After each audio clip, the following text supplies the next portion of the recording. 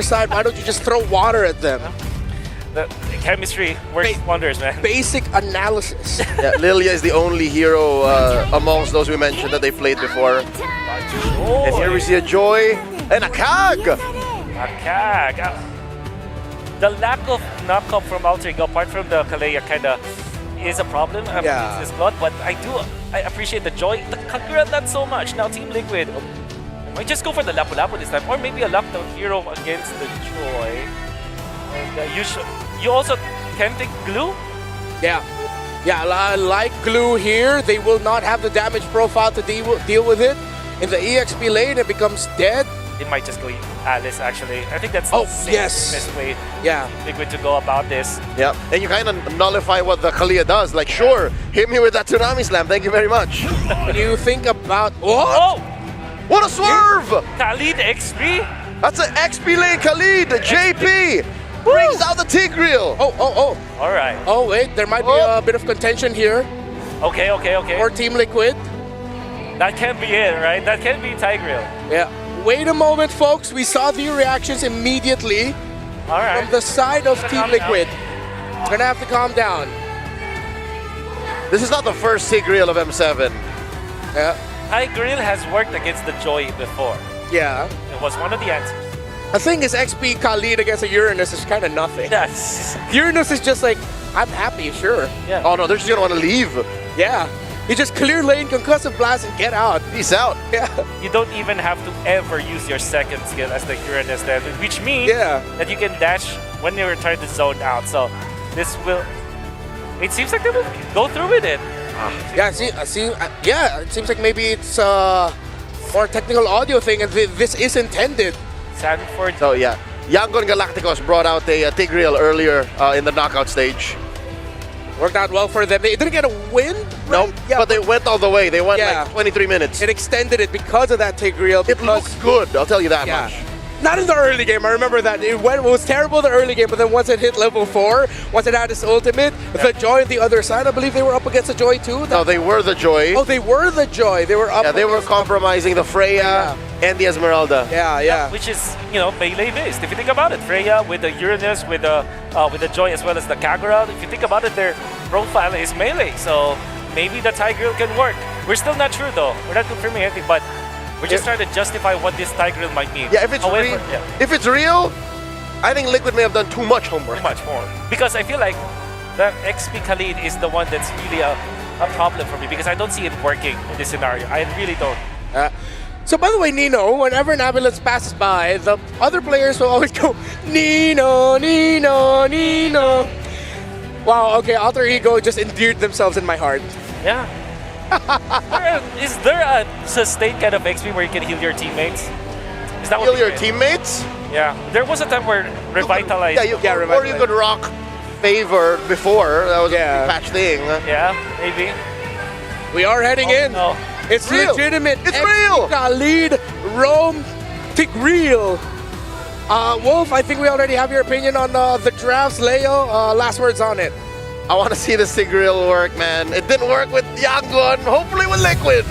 We thought it would be Alter Ego bringing in the unique Morgilla, crazy ideas, but it's Team Liquid Philippines showing up with Rome Tigreal and XP Khalid.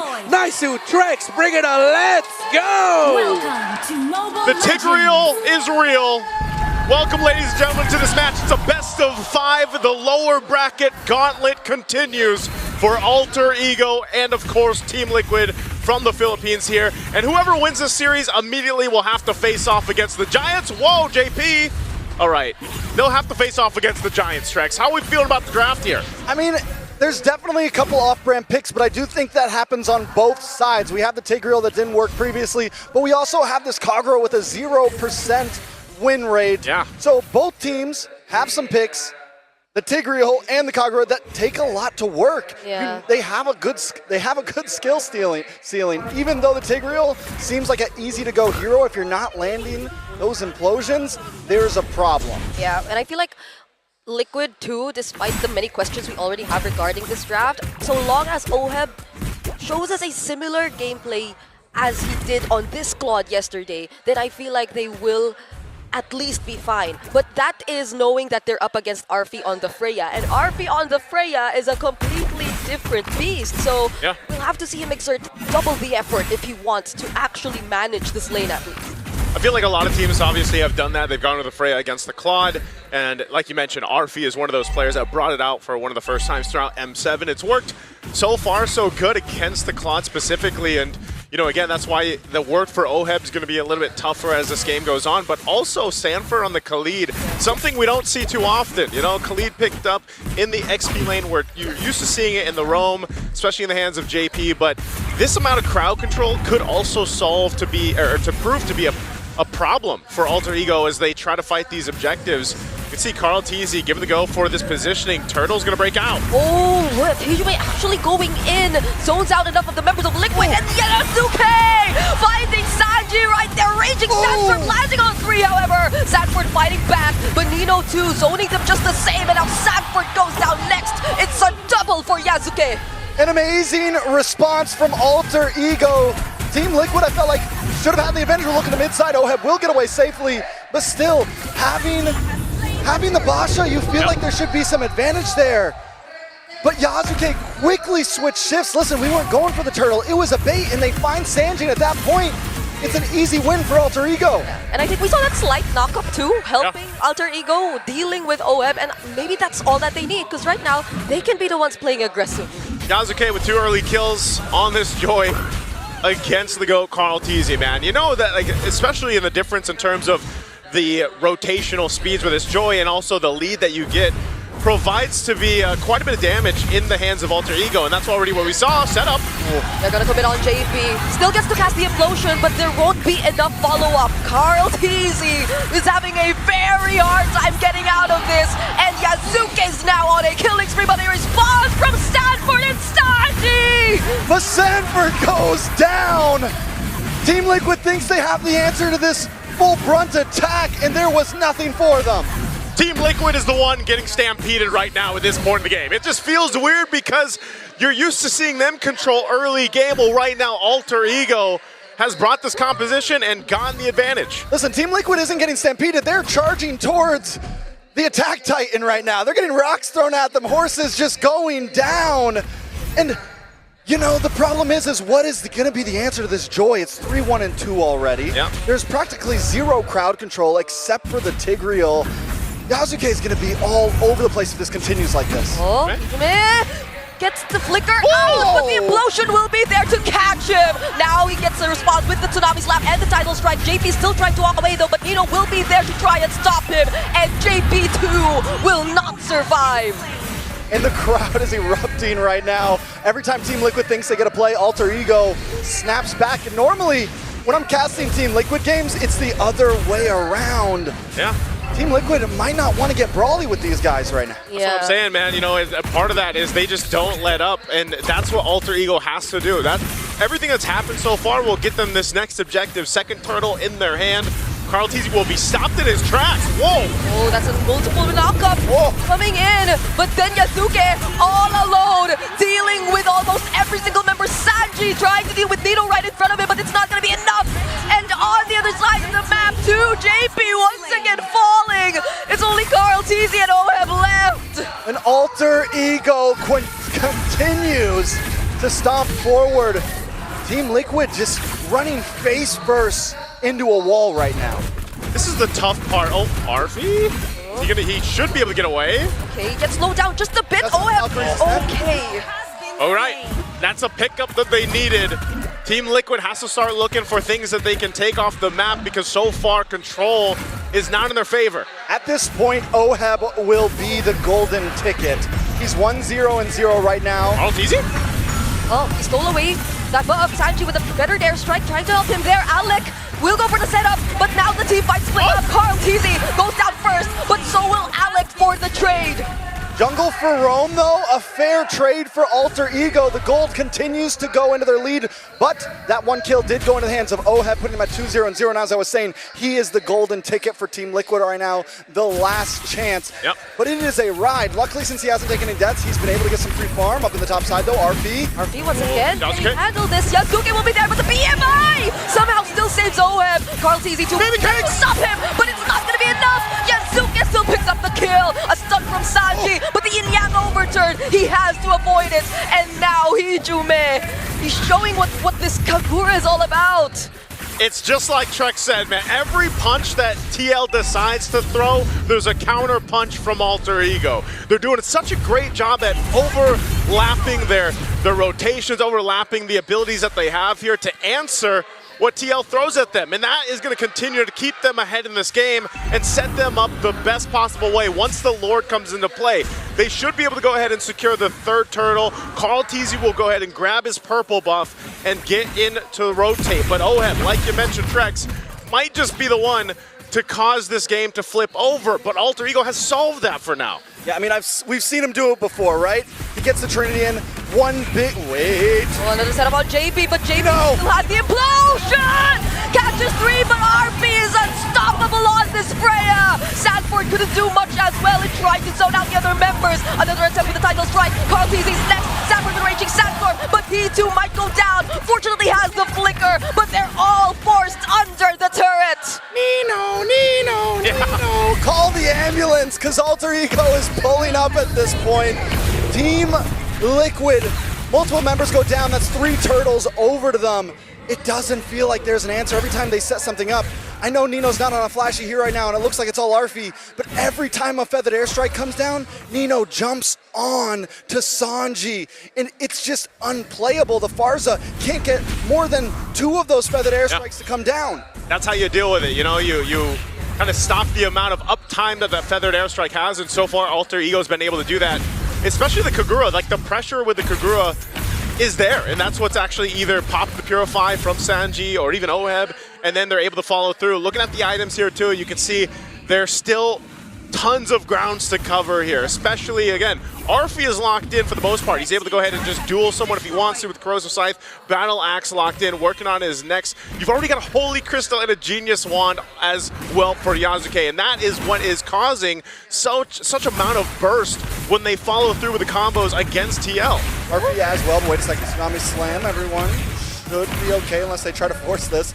But Arfi picks up the Corrosive Scythe, goes into War Axe, and now he's working on an Endless Battle. Nice true damage going to be coming through to deal with Carl Teasy in the front line, to deal with JP. And we're seeing that Carl Teasy tries to find a way in on this Basha, but he's just getting gut checked every time he runs in. Yeah. It's a little weird too, just because, again, this is not a hero you usually see on Sanford. You can see that Sanford isn't necessarily able to do what you're used to see him doing on the likes of like a Yuzhong, for example, or even the Uranus or Narla, or like whatever he decides to pick up. Yep. This is different, so he has to approach these fights differently, and sometimes you might say, well, he's got the Raging Sandstorm, why doesn't he use it?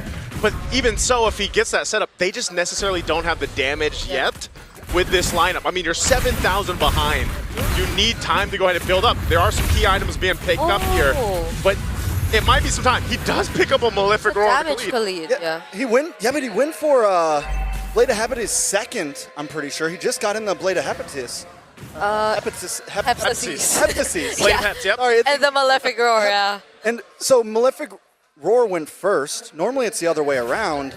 So that could be a reason why we saw slightly lack of damage from him in the early phase. Trying to get those big picks, and maybe it makes the difference now, but still it's so hard to land on a Hijume. Another setup on JP.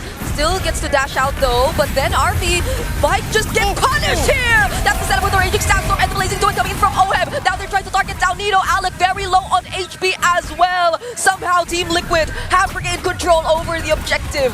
Oh, they have control of it, but Lord is still for the taking here, knowing they have the numbers advantage. What can Yasuke do here if he goes in? Okay, they don't fight Yasuke just yet. Might get to punish Hijume. Oh! Throws out the umbrella in a weird direction, and now there goes the title strike. They won't go for a setup anymore. Alec doesn't have the Tsunami Slap with another strike, might just finish up the kill. But Yasuke finding 2. It's Oheb and Sanford going down. Carl Teasy might just be next, and that's a triple for Yasuke. Yasuke waited patiently and it all paid off. I'm watching him. I'm waiting for that green dot to pop up. He used the electrifying beats already. He hung out in the tri-bush. And Carl Teasy, instead of checking it, goes for Hijume. So it buys Yasuke enough time. And I'm a little worried when he came in, but no, he had enough damage. He's able to turn that whole thing into his hands, and now the Lord is into the hands of Alter Ego. My goodness, man. There's been talks about Yasuke and what he's been able to accomplish up to this point, and imagine he is 9-1-6, started so strong on this Joy pick, and against Carl Teasy too. I mean, the game plan was apparent from TL. They wanted to go and just get the kills, not so much commit to the Lord, because they want to go ahead and get some shutdowns, get some crucial gold for them, but it didn't happen. Alter Ego responded really well and kept things under control. And now they've got the Lord, so they can go ahead and get ready to get to the base of TL. They are massively ahead in most departments. Yeah, the roam nearly isn't different there, but it's still difficult for JP to exactly decide, is this a fight we should take? Should we set up here? And then even for Sanford to follow through. He's gonna go for a little bit defensiveness now because of the amount of magic damage that is coming out from Alter Ego's lineup. All of them had to prioritize the magic defense first, but then you also have to deal with Arfi. You have to deal with the other members too. Whoa, Predator Airstrike. They will be focusing on clearing down the Lord first. Might be a slight mess up on the push there, but still, they do get the Holy Defense off on the bottom tower before the Lord connects, so they get a lot of damage onto that, but tier 2 in the mid still standing, but with the AK gold lead, Alter Ego aren't going to slow it down, they're not going to freeze lanes, they want more out of this push. We'll see how they approach it. Again, tier 2's all going to fall. They set up here under the top. Kumenda ka flicker Yang from Hijume takes down Sanji. There's the implosion. Sanford to finish off Hijume onto the back lines. We are going to take a look at OPT though because he cannot tack the damage anymore. Everyone's getting bursted down. Not even the Blazing doing is enough. Another triple, but this time for Arfi. And this might just be it for Alter Ego. They have to wait for the minions to push in, but they're nearly there. They see the win in sight. All they need is a few more seconds. Alter Ego Esports in a dominating fashion might just put an end to game number 1. Sanji feathered airstrike, but that's all that he's got. What? A shutdown on Yasuke though. They might have just saved the game. Have they saved the game? Although the feathered airstrike comes out with big value. How does TL make it happen? In a matter of seconds, Team Liquid survives. This is what we love mlbb for. Team Liquid still in the game. Yes, the gold lead is huge, but with a comeback like that, with a survivability like that, just about anything is possible from this point. That is one of the biggest defensives so far that we've seen in M7 to buy more time. Again, we're going to look at the replay here, brought to us by Visa. Look at this. It's all initiated here on the bottom side. They get a great team fight in their favor, you throwing everything at TL, but then because the waves weren't pushed the way that they needed to actually end the game here, it took a little bit too long, and you see that 20 seconds for Sanji on the death timer. At that point, bought him enough time to change the course of that defense. Now, what does this mean? Does it change much? Not too much. They stayed in the game, but this Lord is up, and now Alter Ego is started up. I don't know, man. You never count out Team Liquid. It might not change too much, but it buys more time, and we're closing in on the 15-minute mark. Gold is getting past the 40K mark for both teams, and things are going to get more and more aggressive from Team Liquid as we move forward. We're going to focus on the hero, Sanji with a feathered airstrike too, but Yasuke just goes in for the dive! OHEB goes down first! A very unfortunate sequence of events for Team Liquid after that defense. A double kill once again for RP. Sanford finds the trade on Yasuke, however, but Sanji somehow dodges this, but not the attempt from 3 members of Alter Ego. It didn't change too much. We're back in the base, but this time, Alter Ego will be able to take game 1 under their belt. And there you go. The series started out strong by Alter Ego, and that's going to be the first loss, by the way, for Claude from OHEB. And that's tough to deal with because it just seemed like, I don't know, the draft wasn't working in their favor, but every team fight from start to finish was just all Alter Ego. Honestly, none of that felt like it was working in their favor. Yeah. Was it just the Tigreal?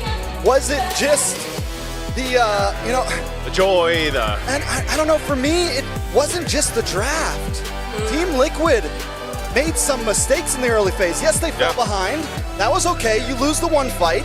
but then they kept on going for it. They fed into what Alter Ego wanted, and once we saw that Joy get to 2-0 in that first team fight, I felt like they should have kind of hit the brakes a little bit. Yeah, so much struggles for Liquid at that point. The draft, it wasn't just a draft, but I feel played a really huge role because it didn't completely enable nor emphasize on the strengths of Liquid individually, and especially what they're able to do as a team, because they couldn't even, or we didn't even see them attempt to go in at the same time. There's always one guy getting punished first, be it JP or even Carl, and I don't know, there are just so many questions for me when it comes to this game.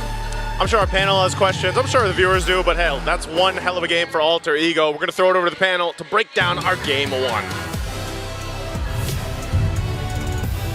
This is why I say when I look at Yasuke, I look at a younger version of Carl TZ, hungry for the kill, going for that punish. And here's a little note about Filipino MLBB. We love to use our minion waves as a tool. But what happens when you have two side laners, a Freya and a Uranus, known very well for cutting lanes and making sure that those minions cannot be used as a weapon? And you can really see that it just not gonna work. I mean, we said that the Khalid might struggle in the laning stage, and it did. The unfortunate thing for Team Liquid Philippines is that they allow the Joy to be the draft for Alter Ego, where usually you want to not give the Joy the first turtle. And they not only gave the first turtle to Joy, they gave 2 kills. I think even right then you can already say that it was disastrous for Team Liquid. The fact that they have prolonged this game this much was actually more of a surprise to me, because I felt like the draft conditions for Team Liquid were just to take that first few minutes, roll over that, and hopefully get the W in the mid-game. This was mentioned when we snowballed the idea of, is the Tigreal legit? Yes, the Tigreal was legit, and yes, its legit side effects showed through, right? Early game weaknesses. Until this Tigreal can get to a good position, hit that implosion at level 4 at the right time, then that's only when you can really get the payoff. But to try and salvage a situation, I get why it's a Tigreal though. Not the reason why you think it is, not to the detriment of shuffling the Khalid over, but when you have a Kalia, remember when Joy was a thing? Tigreal showed up. So when you have a hero that likes to throw people in the middle of your lineups, you kind of want to pick a hero that's happy being there. So that's what the Tigreal was. And we saw some signs of it working for Liquid, but again, as mentioned by Trex, there were some moments when it wasn't just a draft.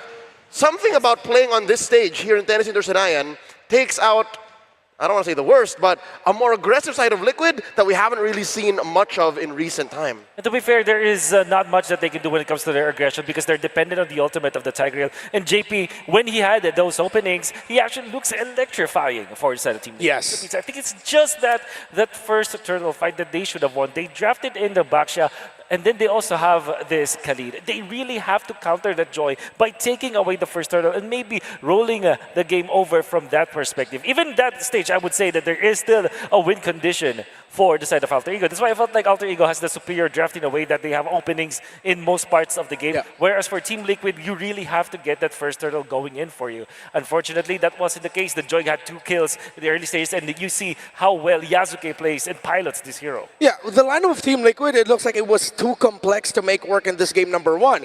Their conditions had like X, Y, Z, this has to happen. Use, time this. When I get Tsunami Slam, then I Implosion, then Sanji. But then no one's stopping that Joy from accessing that Farsa. It was overcooked by Team Liquid. You know why I agree with that is because in the latter stages of the game, we saw some skirmishes where eventually Team Liquid are able to pick off heroes from the side of Alter Ego. For example, the Farsa is allocated to take out the Kagura eventually, or maybe take out the Joy after the implosion. However, there are just so many bodies that Alter Ego are able to throw at Team Liquid. So whenever they do eventually get a pick off, the trade-off is really bad. They don't have the implosion anymore, they don't have the Farsa ultimate, and they definitely managed that code with that Freya. So I think that yes, it was overcomplicated, and it was very conditional, and every time that you get one piece out of the puzzle for Team Liquid, they just break.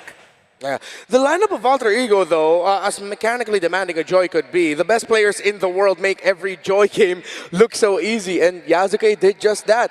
Every team fight, it was him having non-stop access to wherever Sanji or Oheb will end up being. And in the end, the MVP of the game is, of course, the young man, the rookie to the world stage, Yasuke, 11-3-11.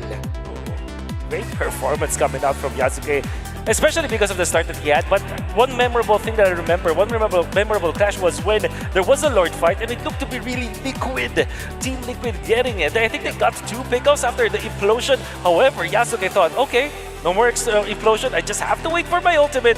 Go to where OHEB is. The moment this clutch shows up, now it's my time to take down the members of Team Liquid. The timing was great. He gets a triple kill, salvages the fight, and then eventually wins it for the team. This is symptomatic of how Liquid's lineup is very reliant on everything going right. So yes, they got the 2-man pickoff for free, but where did it leave them? A majority of them at half health, a lot of their resources, ults, battle spells spent up, and that's why Yasuke came in for the cleanup. I hope we see that moment here on the replay. This is an early game moment, second turtle taken. Again, after that implosion, after the reposition by JP, there's really not much Liquid can play with. This is why I wanted to focus on the side lanes here. Proactive side laners are going to win this one.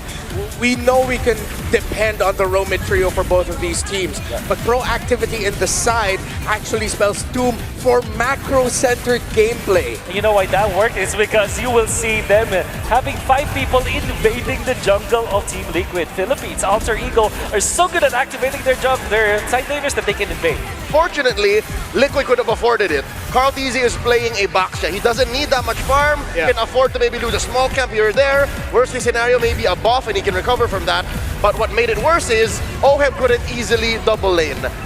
Sanford's main strength, the sandwalk, able to leave the lane.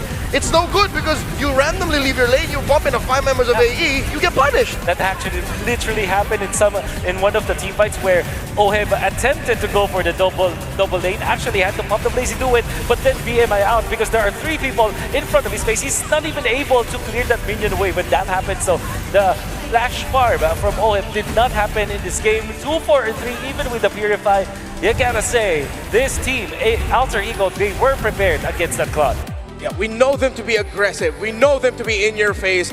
But 100% they know how to play the macro so well. This was a great display from Alter Ego in lane cutting. The Uranus and the Freya together constantly cut the side lanes to the point where OHEB could not find farm for himself because it would be way too dangerous for him to get out. He eventually built up to a Malefic gun and a golden staff as well, but then the rest of the team just did not have enough items, and he needed that front to stay strong against that Joy coming in to dive him.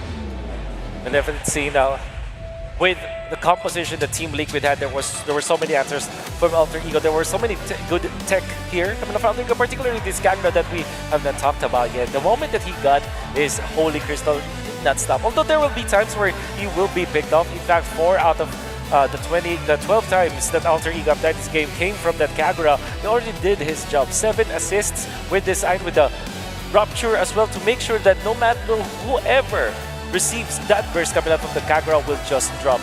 This is a specific hero to take out a specific hero of Team Liquid, depending on the team fight. For example, they might go for the Parsa to cancel that ult or threaten this Claude eventually, and of course, take out the Khalid when he goes for the quicksand guard.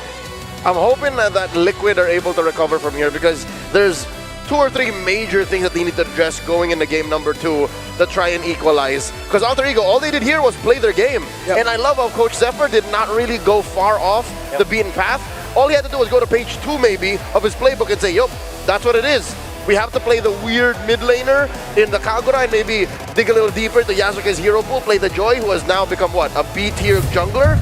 And they still got off scot-free. The Joe that I also mentioned earlier, maybe they would go Zetian actually as their last pick. Yeah, Joe Zetian clear up the minion wave really well, and you have to be on point with your management lest you suddenly lose the next 3 to 4 minion waves. It's typically Hylas here for Team Liquid, and then they might toss it out with that Arlet. That Arlet will be... But the Arlet's banned. It's banned, so they might just go for probably Lapu-Lapu. Laps, yeah. Against an Esme though in lane, I'm not a big fan of it. They might just double down in either the Uranus or a Glue at that point. Yeah, I would rather the Glue. Oh! Alice? If you're Uranus, then you just hunker down on the Esme-Uranus matchup. Yeah. But you're good against the Use and Shin. Yeah. Or there's no Khalid. What else is JP? They're just die. The chip, obviously. Oh my god. Yeah, they aren't messing around. They're going, this is season 13 Liquid. What are the odds that Alter Ego goes for the Fire Mist now, especially because it's Loyi plus the chip? Actually, I'm not gonna knock that, but it's up against a Cloud. You take away the Nether Realm so quick. Maybe you just go for... Maybe... Oh, no, not the Loyi, not the Lilia, actually. Valentina, perhaps? For Alter Ego? Yeah, that makes a bit... Well, I think we just go for the Zetya, and I wouldn't mind it. If you're front to back, then yeah, maybe they might lean into the Kimmy as well, but that's so much attack, continuous damage. They need hard burst, I feel like. Yep. And you're so vulnerable as the Kimmy. Selena? No, it's going to be lagging against the Yuzong, Fred. Even though you want to keep tabs on the chip, it's not the way to do it. Something different. And Time to go to the RT show. it's a Lilia, okay. I mean, classic front to back. That is the answer to go for. I think the Lilia and Cho actually rounded it out really well. That leans in a little bit more towards the Alter Ego play style. It also, however, I would say that this Loyi and chip, I have never seen it lose. Yeah. Gotta say, so that really makes me scared for Alter Ego in this game number 2. Liquid may have found out something about Alter Ego in their preparation. They keep attacking mid, and they force him on the Kagura game 1. Hijume now is forced to play the Lilia. I don't know if it'll survive against the onslaught of the Liquid Stampede. Liquid has to win this game, I gotta admit. If they bring out this kind of lineup, this is them saying, we want to take control of the series, the momentum. And if they lose this, I don't know if they can recover with this Indonesian crowd as Alter Ego look to challenge the Golden Road. Game number 2, who do you think is going to win, a Liquid or Alter Ego? Type it off in the chat as Naisu Trexen bringing to call the action. All troops To take control of the series, you got to start here in game 2, taking control of the map. I feel like with this composition from TL, we'll see if Alter Ego can do what they did in game 1, where they started strong and they carried on throughout the game. You know, on paper, I do honestly really like Alter Ego's draft. Team Liquid, they have the wild card picks though. You have teleportation. Yeah. You have the power of movement. You have the power of surprise. But Alter Ego does have answers. The Lilia, we haven't, I think this is our first see of it so No, far from Swiss to now? We've seen it. Yep, we've seen the Lily a couple times It actually. answers well to Carl Teasy. Yep.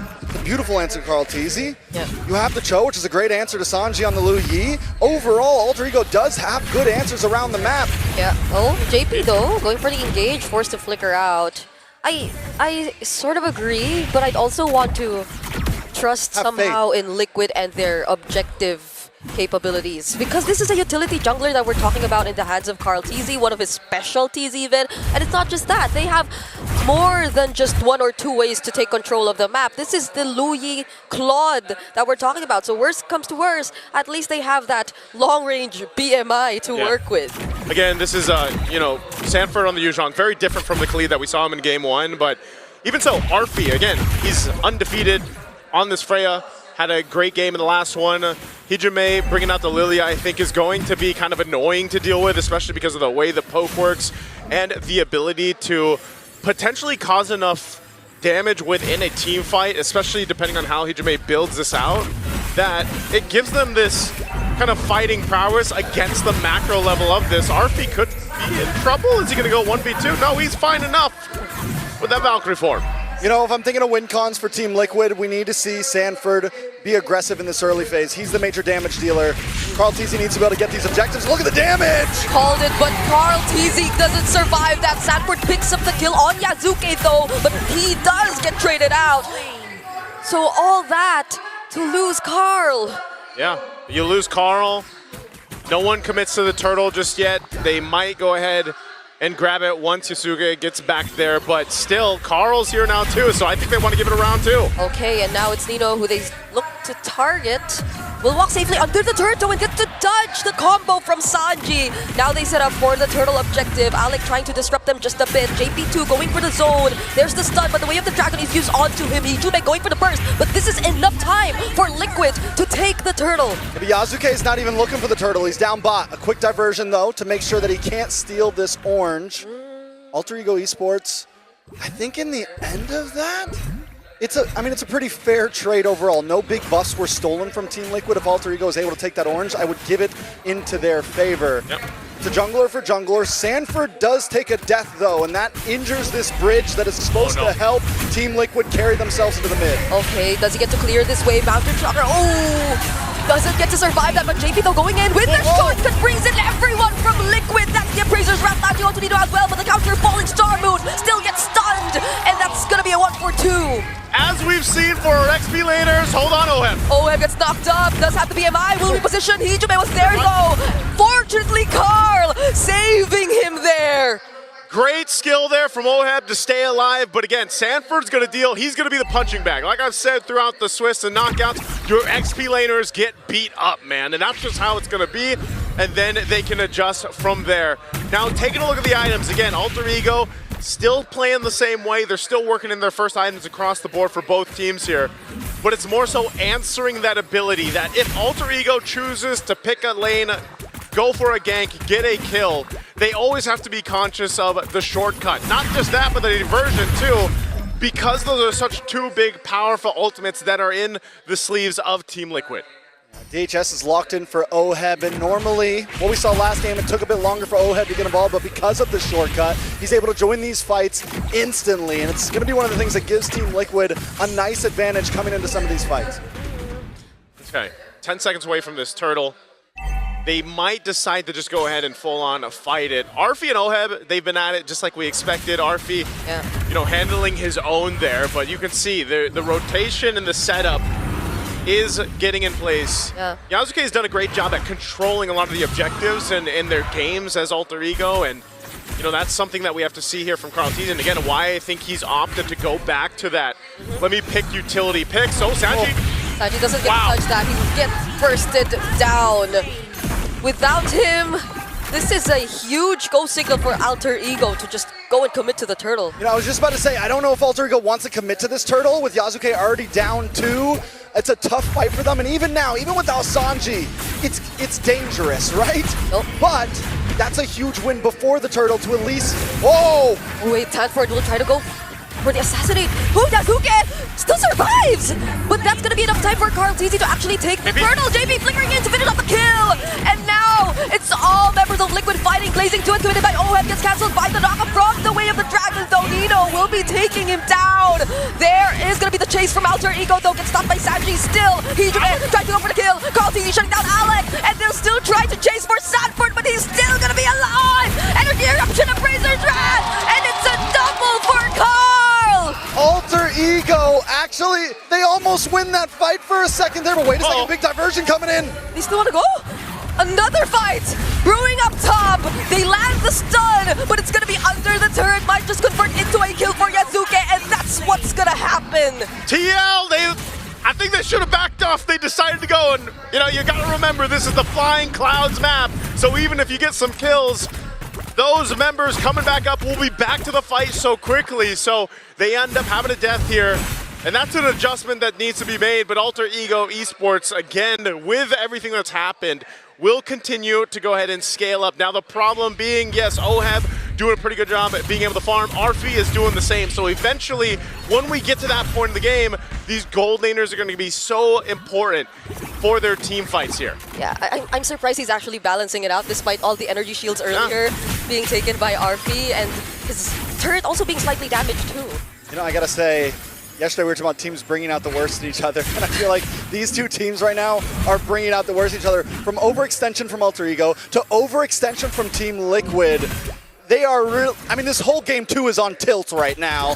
Everyone is on tilt right now, and this is not just for a win. This is, this is for ego right here. It's so important to untilt. There's a whole lot at stake basically in this, and I think with the way that TL was kind of handled by Alter Ego Esports in Game 1, they definitely want to come out with this lineup and make it work, but so far you can't call it anyone's game just yet. Alec, well, not the kick he was looking for.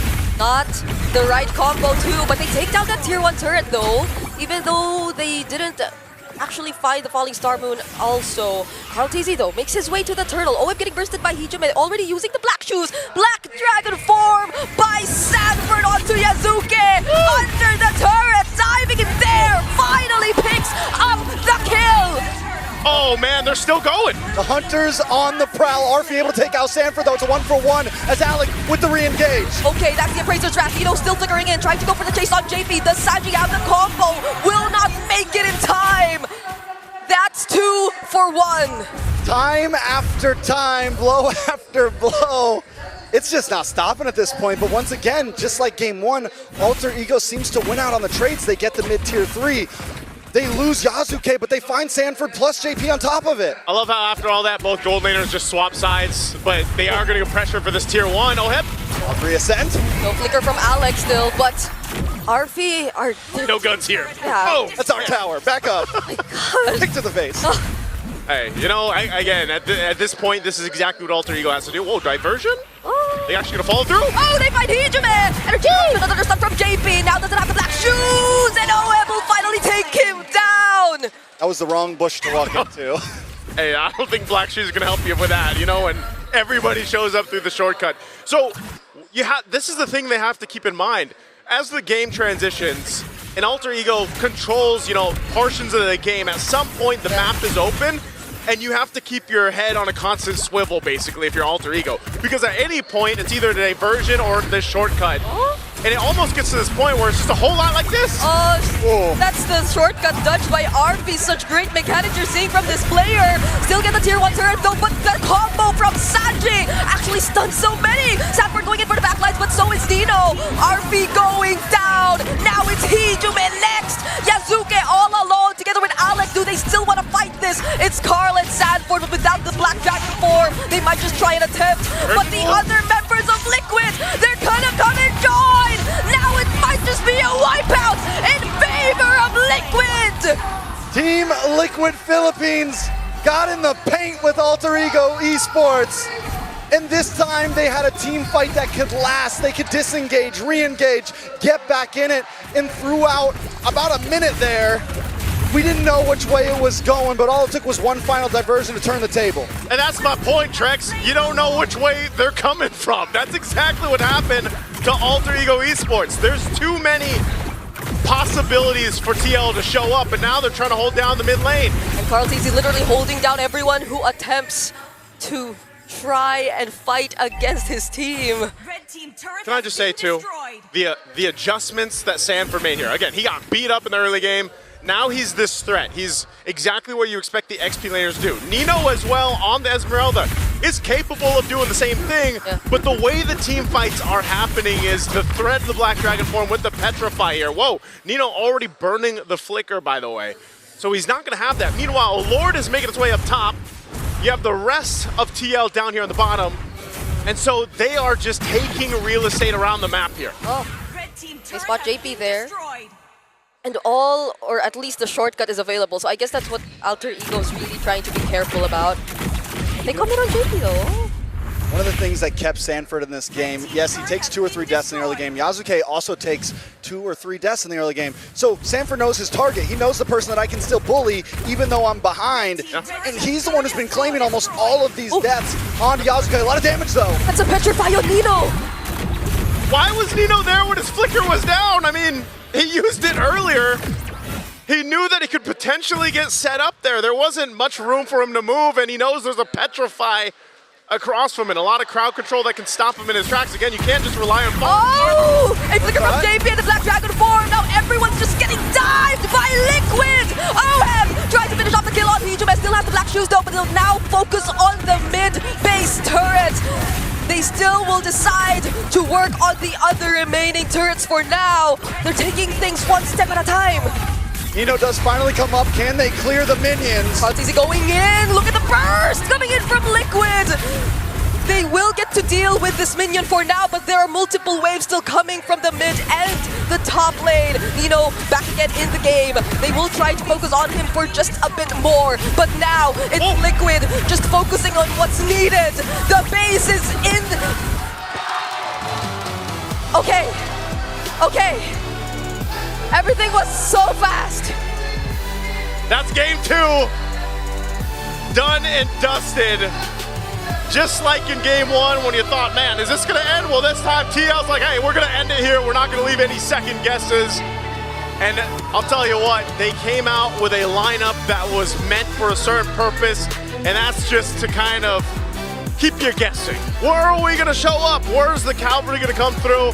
And Alter Ego now, I feel like, has to consider that potentially happening again. The chip, the Luyi, those marquee picks that we see from TL before are still a problem even now. Team Liquid had a point to prove in that game. They definitely did, showing that, listen, we can brawl with you, and this time we'll win it out. And they build a composition that's ready to brawl, that can go the distance in all of these fights, and then they just execute it so perfectly. And remember how fast they locked in the Louis and the Fredrin during the draft. It's like they didn't even need to think about it, regardless of whatever Alter Ego decided to go for their first 2 picks in red. It was just such a decisive call for Liquid to stick with, I guess, what's really comfortable for them and what really is tested and proven for this team. This was definitely comfort for TL, as we've seen before. We're going to have to go ahead and have our panel break down this game, too. That reminded me a little bit from a book I grew up with, 7 Habits of Highly Effective People. Habit number 6, synergies. Fredrin, Aloyi, Yuzhong, Claude, Chip. Talk about a synergistic lineup from Team Liquid. That's a signature. They needed to win this, and they won it. And we see the speed of when they picked it up. It was instantly go for the Louis, go for the Frederick, go for the Yuzhong last pick. They knew exactly what they wanted to do in this particular scenario. They read through the draft, and this have worked before so many times. In fact, Louis and Chip is such a scary combo for someone to give Team Liquid. You literally folded the map in half twice. Not to mention you're playing on flying clouds. So this allows for Liquid to, again, play a little loose, play a little fast, and they got punished very little because in addition to them getting to be able to join fights much faster after deaths, which they suffered here, they were able to go back and then rejoin. In addition to their very, very powerful draft and, again, simple and very in identity selection of heroes, they also played very clearly. They had purpose. What purpose was that? Ruin Yasuke's day, make sure Nino could not call the shots, even if Sanford was leaving the lane often, and give Carl Tizzy all of the major objectives. And they got all they wanted here in game number 2. What this also reminds me of is a quote from Innocent himself. Has been playing so well, and I think that what he mentioned was, even after defeating a Team Liquid, he said, when you're fighting up against Team Liquid, you cannot have a second where you're not thinking. And this is the exact exponential enlargement of that kind of concept. When you're playing up against Team Liquid, especially when they're playing Louis and Chip, you just can't stop thinking. You have to look over your shoulder every time. You have to develop like rear cameras. Okay, since everybody's playing a quote, I will quote a Japanese proverb that has no real source. Mushin no shin, mind without mind. It seemed like Liquid was playing without minding what would happen and not thinking about what happened in game 1. This was them just in a state of flow. And it's impressive to watch them do this way. Yeah, let me quote Leo in one of his stories. Andito na ako, I'm right here. That was the lineup of Liquid. It seemed like Alter Ego always had to fight 2 rounds. One with the Chip and Yuzhong, another with the Lo Yi with the late entry of the ultimate. Sanford gets the MVP because his dragon was definitely felt. The ultimate Andito na ako hero is actually the Fredrin. You thought you killed the frontliner, but he hits you with the Appraiser's Wrath, gets about, half his HP back, and you're like, I thought we were done with the 2 rounds. What is this, a 2.5 round? Yeah. Is it aku dising? Is that even correct? Is that even grammatically correct? I don't have an Indonesian on this. I wish we needed an Indonesian in the desk to help us translate. But one thing that I do want to comment here is the fact that Alter Ego actually showed us promising rotations in the early stages. However, we can see that there was such a big recovery coming out from Team Liquid. It's off of them just having these tasks. For example, Sanford, all he has to do during the team fights is to get in front in the face of the Yisen Jin, and even if he drops himself afterwards, it's gonna be fine. Kartizi is just minding his own business, taking that turtle, and then eventually you can see the Loyi and Chip swapping between their teleports so that they can get into the fight, out of the fight, and also from left to right, they're just covering so much bases. And something will happen here where they thought like, okay, we don't want this fight anymore, we will give up Nino and then go to the other side, then look for a proper placement on their pieces. There's the unexpected round 2. I thought we killed him! Yeah. Man, game number 1 from Alter Ego was definitely annoying to deal with if you're Liquid because of how honest their cutting was, and it's like, how do we stop this, man? There's nothing we can do. Meanwhile, game number 2 was annoying for Alter Ego in the sense of where are they coming from, man? It felt like being on a horror movie for Alter Ego because you did not expect where the members of Liquid would suddenly be appearing. Either it's the Chip, either it's the old Lo Yi. The two most honest things are the Black Dragon form and the Fredrin with a hand in his pocket coming up right in your face. This draft coming out from Alter Ego looked really promising when it started. It was Yes, the Israel that definitely. with the Freya. Really like that, but I do think that the third pick is where they kind of messed up a little bit because they had a chance to get either the Farsa as well as the Zilda, which we also talked about when we were talking about the draft, and they would have wished they have the Farsa in this game. As much as the Lilia is good in some of the parts of this game, especially against the Fredrin, you really feel that there's lack of range coming out from Alter Ego, and that's the reason why Team Liquid were able to just run them down. Surely when you get into the zone where Lilia can just burst the heroes, it kind of felt like they didn't have enough time, and then this Yisun chain failed horribly because it was duly punished by Team Liquid. I hate to say this too soon, but I think RC and Tick have done it again. They figured out what buttons to press from their opponents and what they can afford to ban out and what they can allow to give, like Arfi's Freya, who's now at 1 loss, 3-1. Yeah. Oheb got his first quad loss in game 1, so now the scales have shifted. Yeah. I'd like to think Liquid is onto something. Because look, I'm looking back at the draft. Guess who didn't ban the Leomord? It was open too!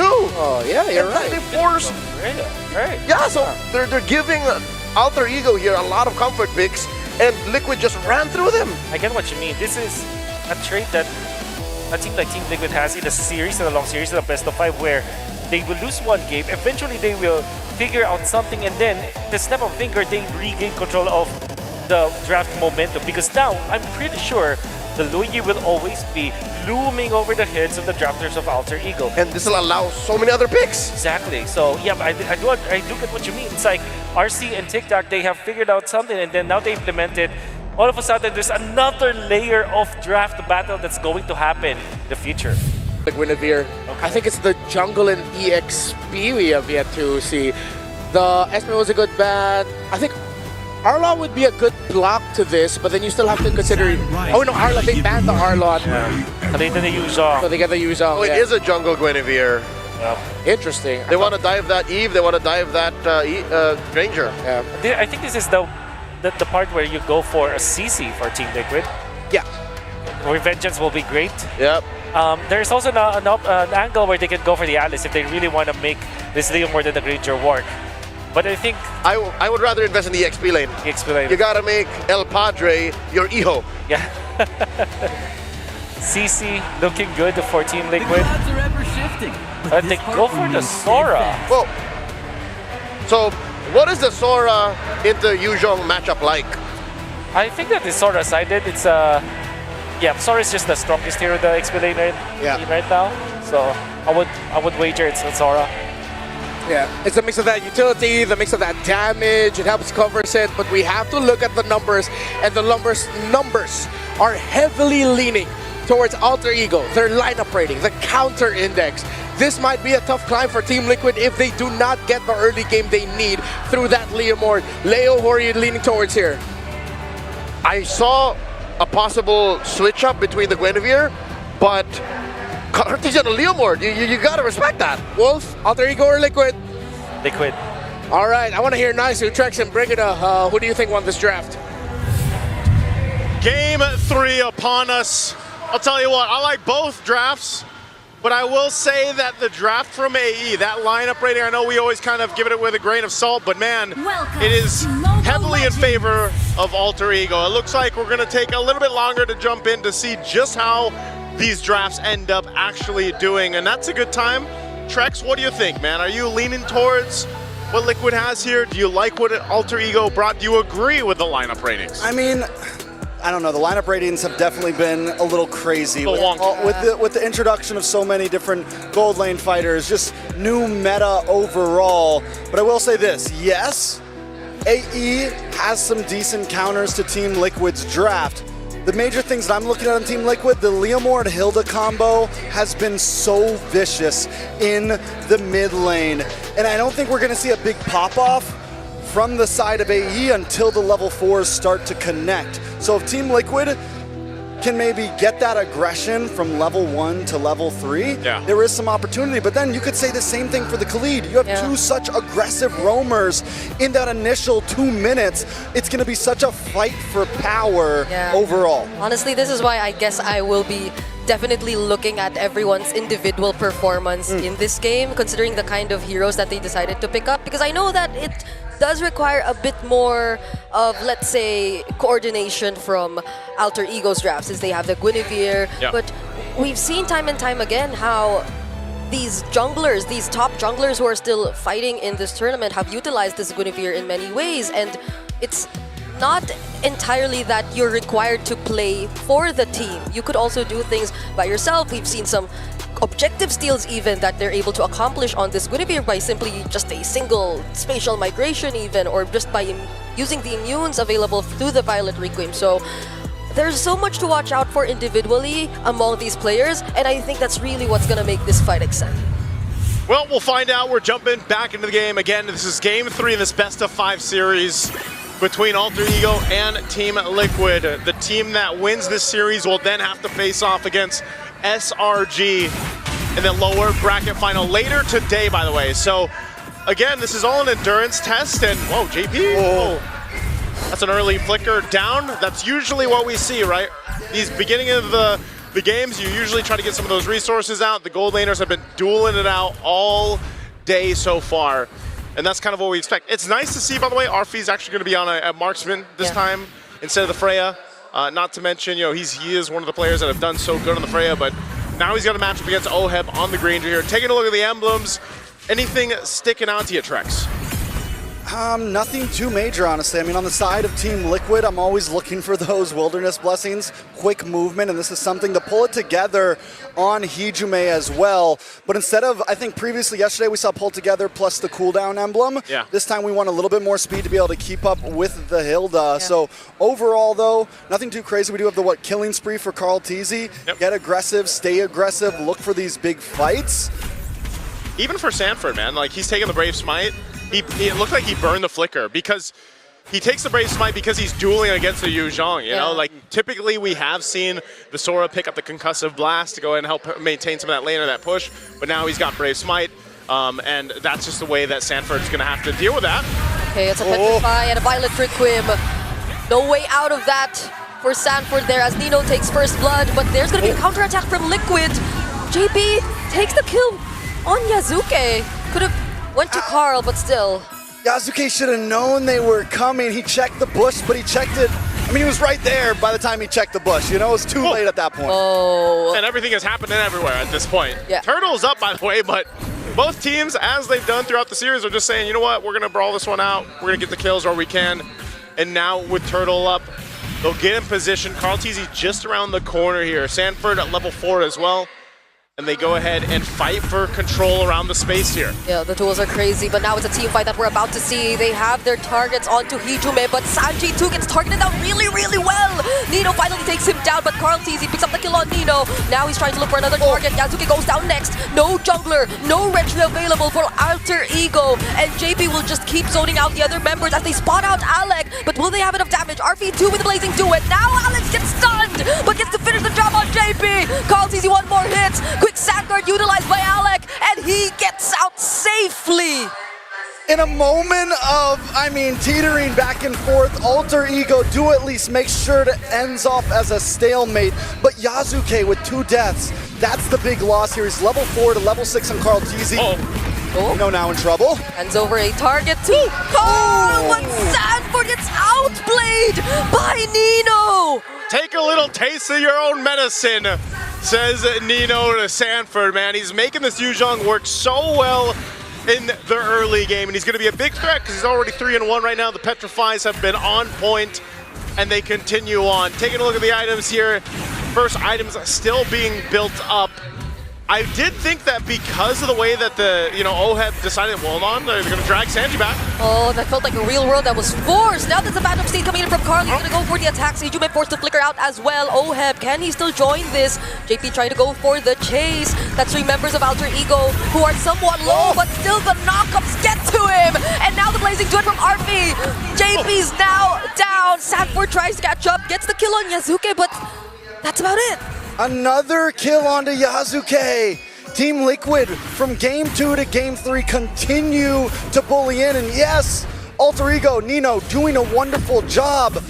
But Team Liquid know the game plan. Yes, we can lose in some fights, but objectives are what are going to win these games. And as long as Carl Tizzy is far ahead, it's going to give a big advantage to the side of Team Liquid here. Alter Ego Esports might worry all the time for a Guinevere jungle is if you fall behind, every time you get that Violent Requiem, you're just going to get shredded down. Oh, the duel, the Phantom Steed, no more BMI, and OHEB with the last hit.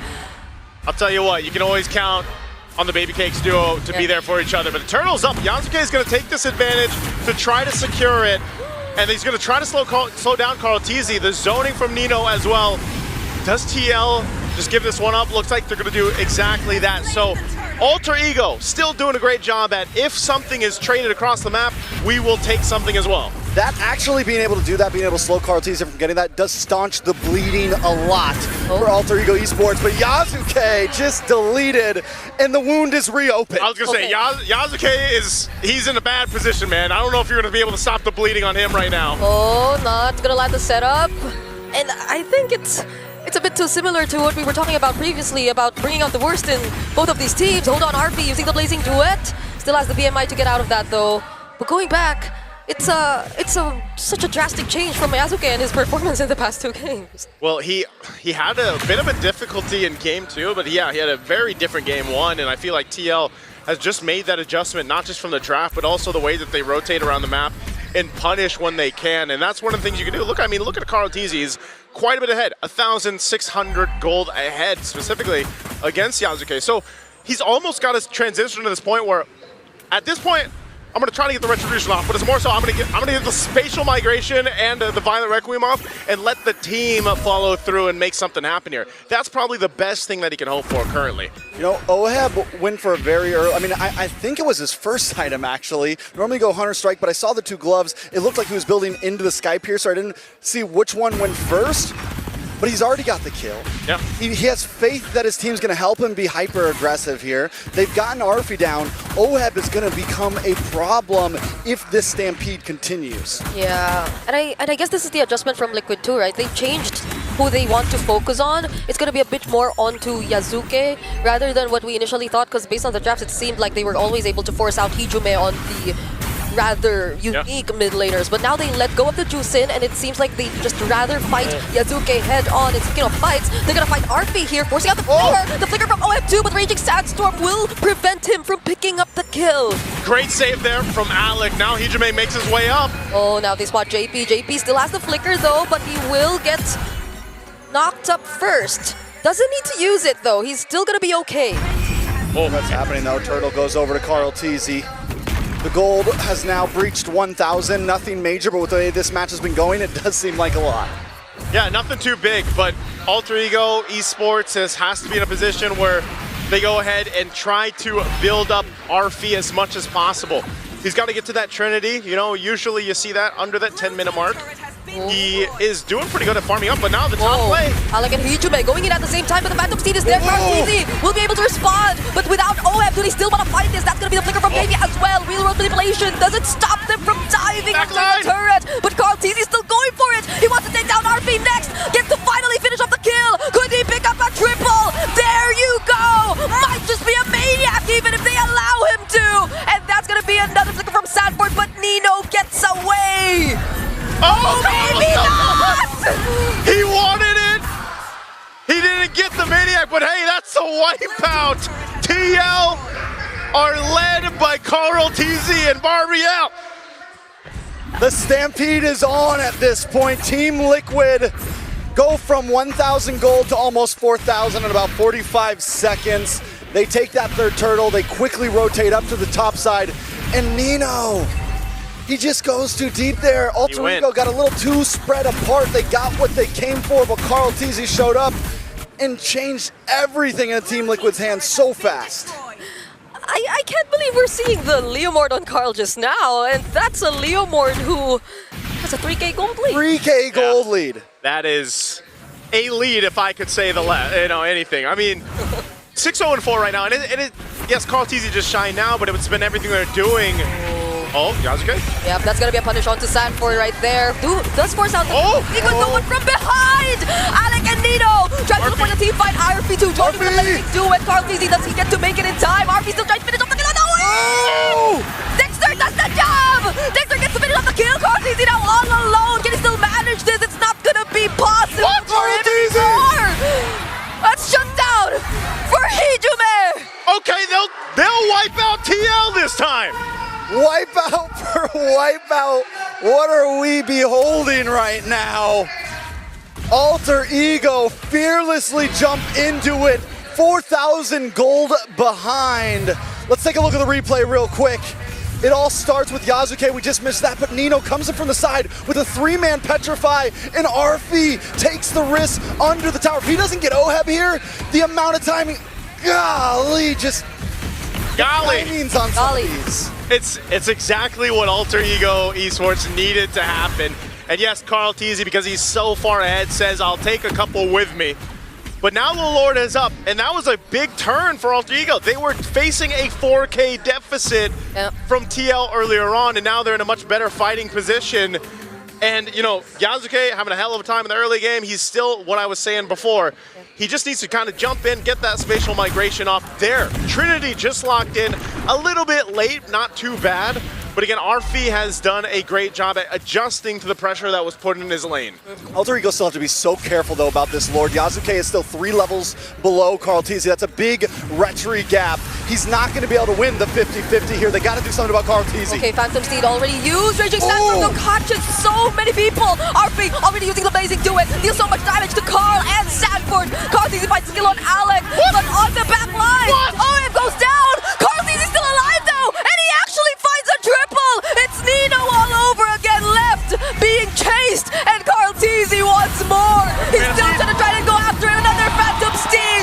And a shot down for Carl. Somebody stop this guy, because Carl TZ is taking everything. And the killing spree is doing so much of these team fights for him.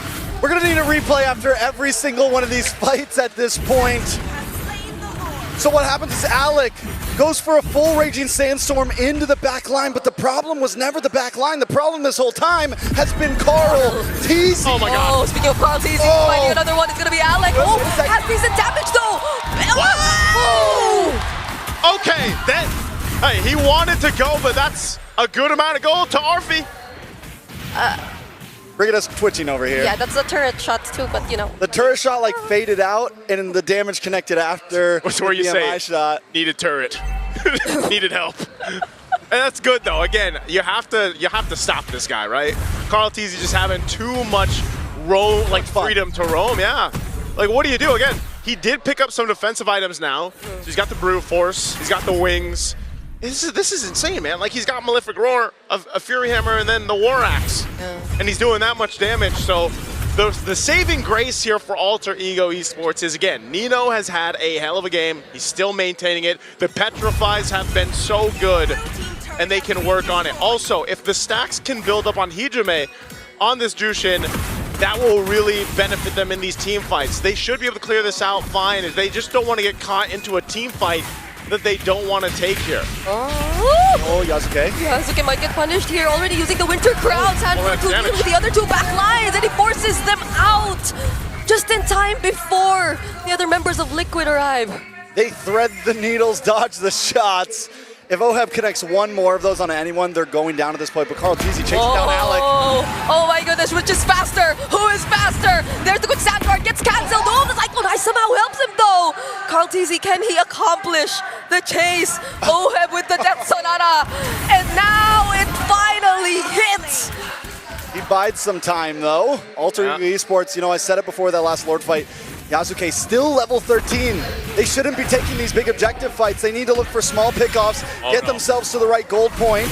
Oh, two-man setup from Sanford. And now they find the kill on RP. Yasuke 2000 survive. Man, oh man, just when you think some things are going right for Alter Ego Esports, Team Liquid says no. Now they're knocking on the base turret here in the mid lane. Oh, there's the real world, forcing out the Crimson Beacon from Hijume. Black Dragon form coming in from Nino. They'll try to save this game, but Phantom Steed comes in just at the right moment. They have one minion inside the base, but they're gonna work on this bottom lane base turret first. Discipline for Team Liquid. Good discipline at that. Alter Ego Esports will be able to defend. Team Liquid, though, they're going to turn this 5,000 gold lead after taking all this jungle away from Alter Esports a little bit higher. We're talking 5.5, creeping into 6, Lord up in 10 seconds.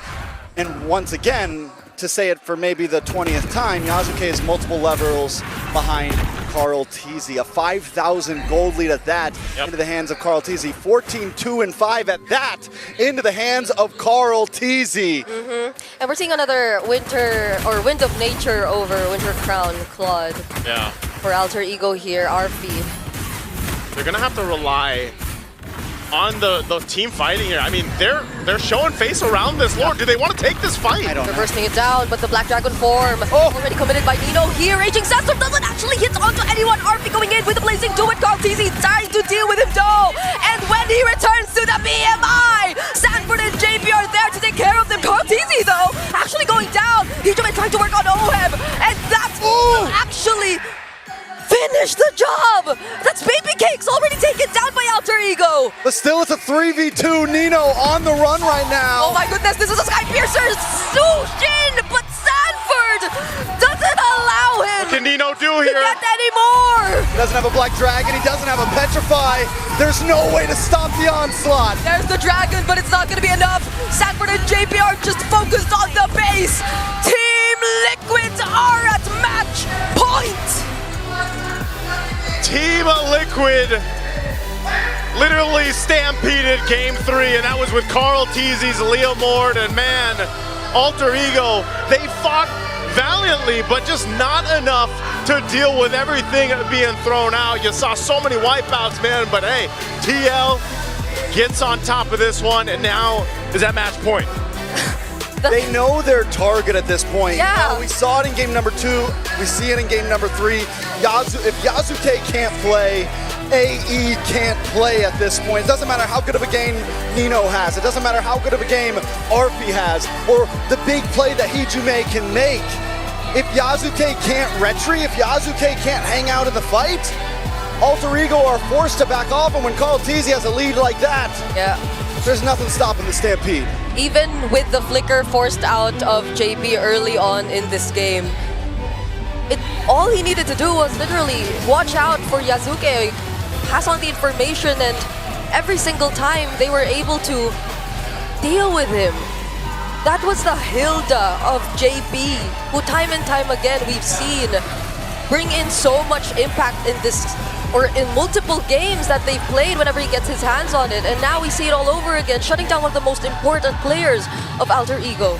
It was tough because, again, Nino had a hell of a game on the Yuzhong, but it just was not enough to turn the tide here. Let's throw it over to the panel to break down our game 3. It's the old adage of teach a man to fish and he'll never go hungry. Give the goat a horse, and Team Liquid are match point heading into game number 4. And that's why he's the GOAT. He played so well in this game when everything was actually looking so bad for Team Liquid, because you're gonna have to hand it to Alter Ego. They were looking for the right openings, putting their Claude in the right places, as well as this Guinevere, even with the Winter Crown kind of placements. It was looking really good for Alter Ego, but then Carl Teasy happened this game.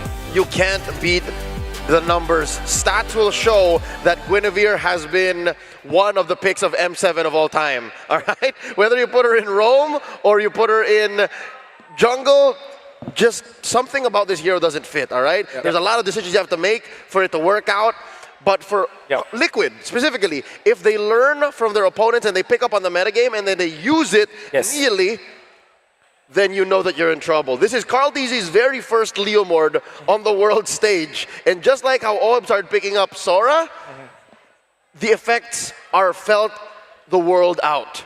I gotta be, we gotta be fair with Alter Ego. I think that the first 3 picks for Alter Ego were really good. I think it's smart that the fact that they stole away the Claude, they answered the Leomord with an early pick on the Guinevere, because if you look back at the previous games where Leomord was picked, the Guinevere is automatically banned in the second phase to go with the Harley. And in this scenario, it's Guinevere and the Claude. They go hand in hand together. In theory, this looks really good. They close it up with this Yu Zhong up against the Eve, which made it so that Sanji did not have really a good time in this game, but there was just so many things that a Sora with the Leomord can do. With so many close calls as well. I think even when we have not seen Cartesi play this Leomord, he might have mastered this so much, because there were so many times with this, yes, the brink of death, but he turns it around. The killing spree, it's like I was watching early 2019 or late 2018 MLBB all over again. During that time, Cartesi was a kid. Now he's the man that he is, the GOAT that he is. 14, 3, and 6. Something beautiful about the way he played this is the 30% damage reduction, 30+%, because of how he would randomly pull Phantom Steeds when you least expect it. Start fights, Phantom Steed would come off of it. All right, wait. 12, 13 seconds, we got it back. And that is the kind of battle readiness and combat awareness that you need to be able to use this hero. I think, again, maybe to compare to yesterday's Leomord or even to Yasuke's Leomord from a couple of nights back, this might be one of the best Leomords of M7. Totally agree. I think TNZ played me in the Leomord for sure. But this one is also reminiscent of that. Look at how much he handled this. 4 heroes of Alter Ego trying to kill this Cartesi Leomord. Eventually he will fall. I think that the fight before this was when he already got his Queen's Wings, which also aided him in the team fights. And look at this. Cartesi unfortunately was left unchecked. Sanford and Cartesi onto the backlines was enough for Team Liquid to just get through the damage dealers of Alter Ego. There was something about the team fighting here of Alter Ego that I feel like, despite them being one of the teams that pack a Leomord incredibly well, it's as if they forgot how to deal with this Leomord, which is surprising to me. I'm going to double down and die on the hill of I wish that Guinevere went to Rome instead. When you're getting the Guinevere and the Juicin together, you're looking for the combination. Juicin lifts up people. Guinevere is happy with that because she doesn't need to use her knock-up to get people into the spatial, into the Violet Requiem. They feed off of each other's energy. If they pack that into the mid to try and mess with Sanji just a little bit more, oh my goodness, Cartesi, then it would have been more effective. But at the same time, I feel like they ran out of options because if they went for the Guinevere in Rome, that means whatever assassin pick, if ever, or fighter pick that Yasuke ended up with would have been very lonely. Okay, down the same road, arguing for what this Guinevere could have done, as will our friend Rayash would say, build tank. Because one of your main things that you do well is to get that CC, right? When you stop the Leomord from getting stacks on Oathkeeper, that's when you kind of stop the bleeding. So by building the Genius One first, correct me if I'm wrong, he built the Genius One first.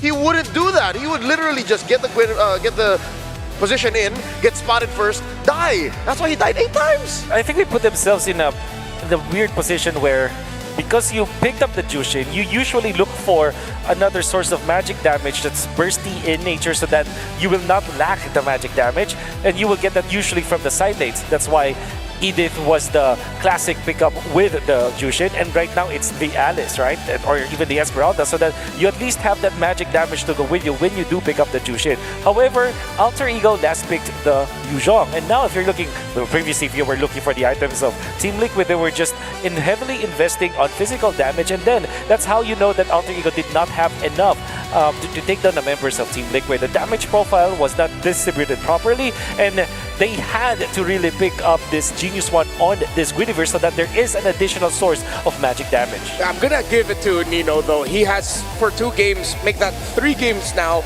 beat Sanford in lane. He has been straight up winning the lane matchups really well against the Apex Predator, and his effect in this game with 9-3 and 3 of a stat line shows that this Yu Zhong was going to be one of their main carries. This is a utility Guinevere that is setting up for a Juicin, which I feel like just is not Alter Ego. You are sort of nerfing Yasuke, making him play more utility. That's right. In the essence of things. Arfi was just waiting to come online. That whole Guinevere and Zushin situation. Alec was opening the map up, or at least trying, which left Nino to be the only one to really get the focus on his job, win that lane, and win some engagements, but that wasn't enough. Yeah, well, I guess it's also because of the positioning that we could see from Team Liquid. They have adjusted accordingly. There were times that they lost the team fights, actually, because of the better execution coming out from Alter Ego. But there were also times that they had to adjust. And when they did adjust, they put Cartesi and Sanford into the backlines. You have JP to eventually protect the Zeev. I think that they also played Sanji in a way that it's almost sacrificial in a way, so that there is a lot of overcommitment coming up from Alter Ego, and then take the fight from there. Team Liquid is notoriously good at problem solving. They're good at troubleshooting the team fights that they have lost prior to another team fight, and then around objectives, they know how to execute properly. Or maybe they chip. Oh, quite chippable. Quite chippable. They have chipped and they won against Spirit last night. Yeah. Oh, to be fair, with the lineup of Liquid, I think Cho might actually be really good. Yeah. Rotational speed, the kick. They pick up the Sora themselves. And now the Cho or the chip? What is the choice? What's Alex fill in? That's the... Oh, okay. And now, Team Liquid, Hayabusa. Yeah. How likely is it that they go for another fighter here? Like a Become Martus. Alpha, maybe? Yes! Thank you! Wow. They're going in for the juggler, boys. This is the lineup that a kind of lineup, I mean, that Team Liquid specializes on. The utility with the Claude, the Kalea and the Loyi delivery, with a CC on top for additional damage. This is Team Liquid wanting to win it all in this series. And the lineup rating leans towards Liquid.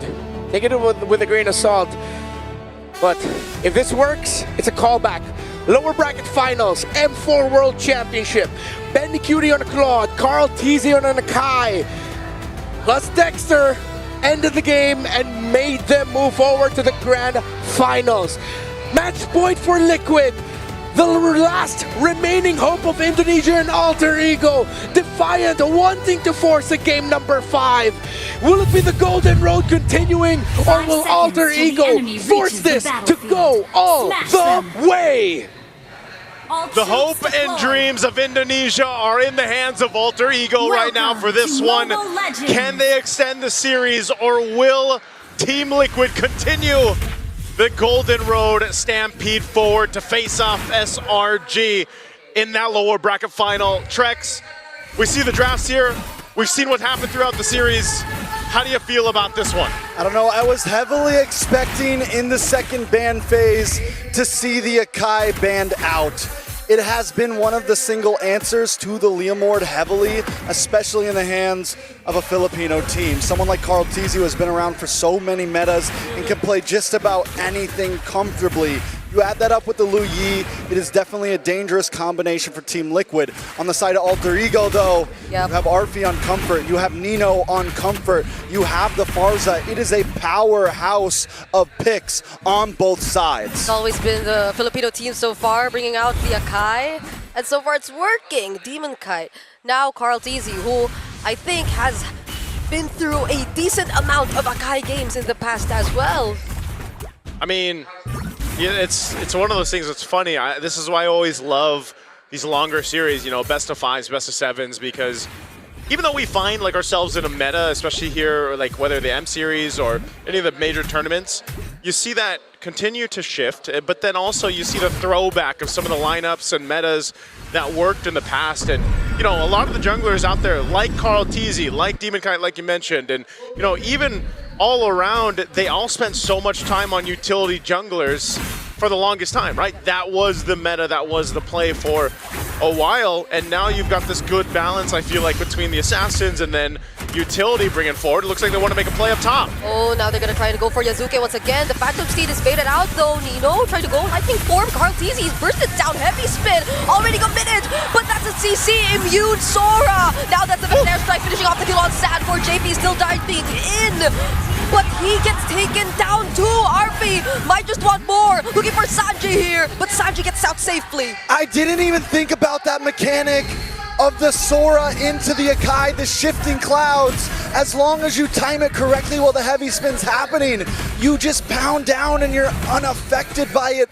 That could honestly be the answer. That could honestly be the counter that Alter Ego needs to carry them through this game. This is exactly what Alter Ego needed to happen here at this point. You know, game 4, get a strong start, and they do exactly that. So Turtle in their hands, a nice 1,000 plus gold lead for now. A good amount of kills too, spread across the board. Oh, Whoa! That was just the edge of the glorious pathway meant to slow Sanji down, but now they bring in Alec under the turret, and with a heavy spin, secures the kill. wow. But Nino got a solo kill. Yeah, somehow we didn't get to see it, but that's the second time Sanford went down. And that's a 2-0-2 Sora right now. Normally it takes a bit for them to come online, but it's going to be happening a lot quicker now. He's already level 6. Sanford's going to be having trouble 0-2 and 0. But we've seen this a few times in the EXP lane. Sanford always seems to pick himself up, get the dust off his shoulders, and get back in the game. So it's funny because, you know, throughout the game, well, Sanji dancing. Oh, now they try to go for the setup, Purify? but that's a Purify from Hijume, so he'll be okay. Somehow the laning seems to be going really well for Alter Ego. Yeah, this is what they need. Like I said, they got to be able to secure the opposite ends of the map as well. An Oracle first item now picked up for Nino. He knows he's going to be one of the more aggressive initiators for this lineup. It allows that space for Alec to work with this Hylos. And you just have a lot of pressure, if you think about it, from Alter Ego's lineup. Again, even Arfi, the most winning, I feel like, Freya we have currently in M7. Arfi definitely knows his hero through it in and out. Like, I mean, look at the way he's just going to go ahead and take some of this gold under Oheb. Such quick rotations too coming in from Alter Ego. Oheb already using the BMI now. Even Carl just trying to take his purple buff. They might just attempt to deny it from him. Oh, a flicker already forced out of Oheb. JP holding that bush though. Will he try to go for the setup? But however, we are looking down bottom. That's going to be the BM or the Blazing Duet just to clear the way. But the outplay! Arfi, no! Heavy spin though, putting down 2 members. And now that's 3-man knockup coming from Nino. Might not be enough for Liquid to survive this. He still jumps in onto Carl. Gets some shields from the top. And dodges the fettered airstrike just in time. A vengeance from Sanford 2. And he trades out Hijume! What looked like such a good team fight for Alter Ego under the tier 1 turret. It goes bad very quickly as TL is able to pick up a couple kills. Good thing Yazuke is still alive, so that threat for the turtle is still there. But meanwhile, also, we have to take note of what happened in the gold lane, man. Arfi is not letting up an Oheb. Yeah, I mean, he's okay with the 1v1. Now into the tower once again! Arfi is manhandling Oheb right now. I gotta say it, this Freya is unstoppable for now. Yep, and now it's Conzizi with a spot. He does have the heavy spin, now he's forced to use it. 4 members of Alter Ego manning this turtle, they cannot contest. Oh, Running for lane right now. okay. The stun doesn't land on Sanford, but he's being dived by 3! Wow. Hey, Alter Ego, they'll make it happen where they need to. Yeah, they lost the team fight. Well, they just got it and more back. Alter Ego, 2.3k gold lead. Arfi, Oheb has to like just maybe swap. I don't even know. Could you go to the other lane? I feel like we're seeing the same thing here, Trex. You know, either. Arfi taking a look at the win rate, predicts 62% in the hands of Alter Ego, and I feel the same way right now. I love the way that Alter Ego are rotating right now. Alec is like this pivot point, and you see Hijume move around. Same thing with Yazuke, and they all kind of shift to the right, then everyone shifts to the left. Look at the gold difference, though, between Arfi and Oheb right now. It's 2 items to 1, a 1.5k gold lead. This is a choice that Team Liquid made, though. They've always opened the Freya. They've never once considered to take it out. Yeah. They've always allowed Arfi to take it for himself. They've found ways to deal with it, but now in such a crucial moment, you get to see where Arfi performs really well too. It's such a hard spot to recover from if you're a Claude, but now they find the burst on Hijume. Still has to the flicker gets committed by Oheb. Just 1 hit left. Still not enough. Oh man, you commit all that, unfortunate not to get a kill, and they're gonna still go in the jungle. Okay, that's gonna be a counter engage, but a Phantom Speed committed though. So is the Glorious Pathway, slowing down the members of Liquid. Now RP has his eyes set on OM, already committing the BMI. He's trying to go for the save. On the other side of the map though, Nino taking care of JP and Sanford too. The fight is split up, and it's JP who gets taken down first. Sanford might just survive this, and another fight happening around the map. OM! It's bursted down! Arfi doesn't just have his eyes on Oheb, he's got his hands on Oheb non-stop. He will chase him to the end of the earth at this point. And just when he can't get him, Hijume flies up, drops a feathered airstrike. Alter Ego are in control right now. We're 8 minutes in, 5K gold lead. Another item locks in for Yazuke. Arfi is in the mind of Oheb right now. If there was that, oh, hold on. They're gonna burst Sanford. That's a lightning form coming in from Nino. So much dashes and the slows from the floor.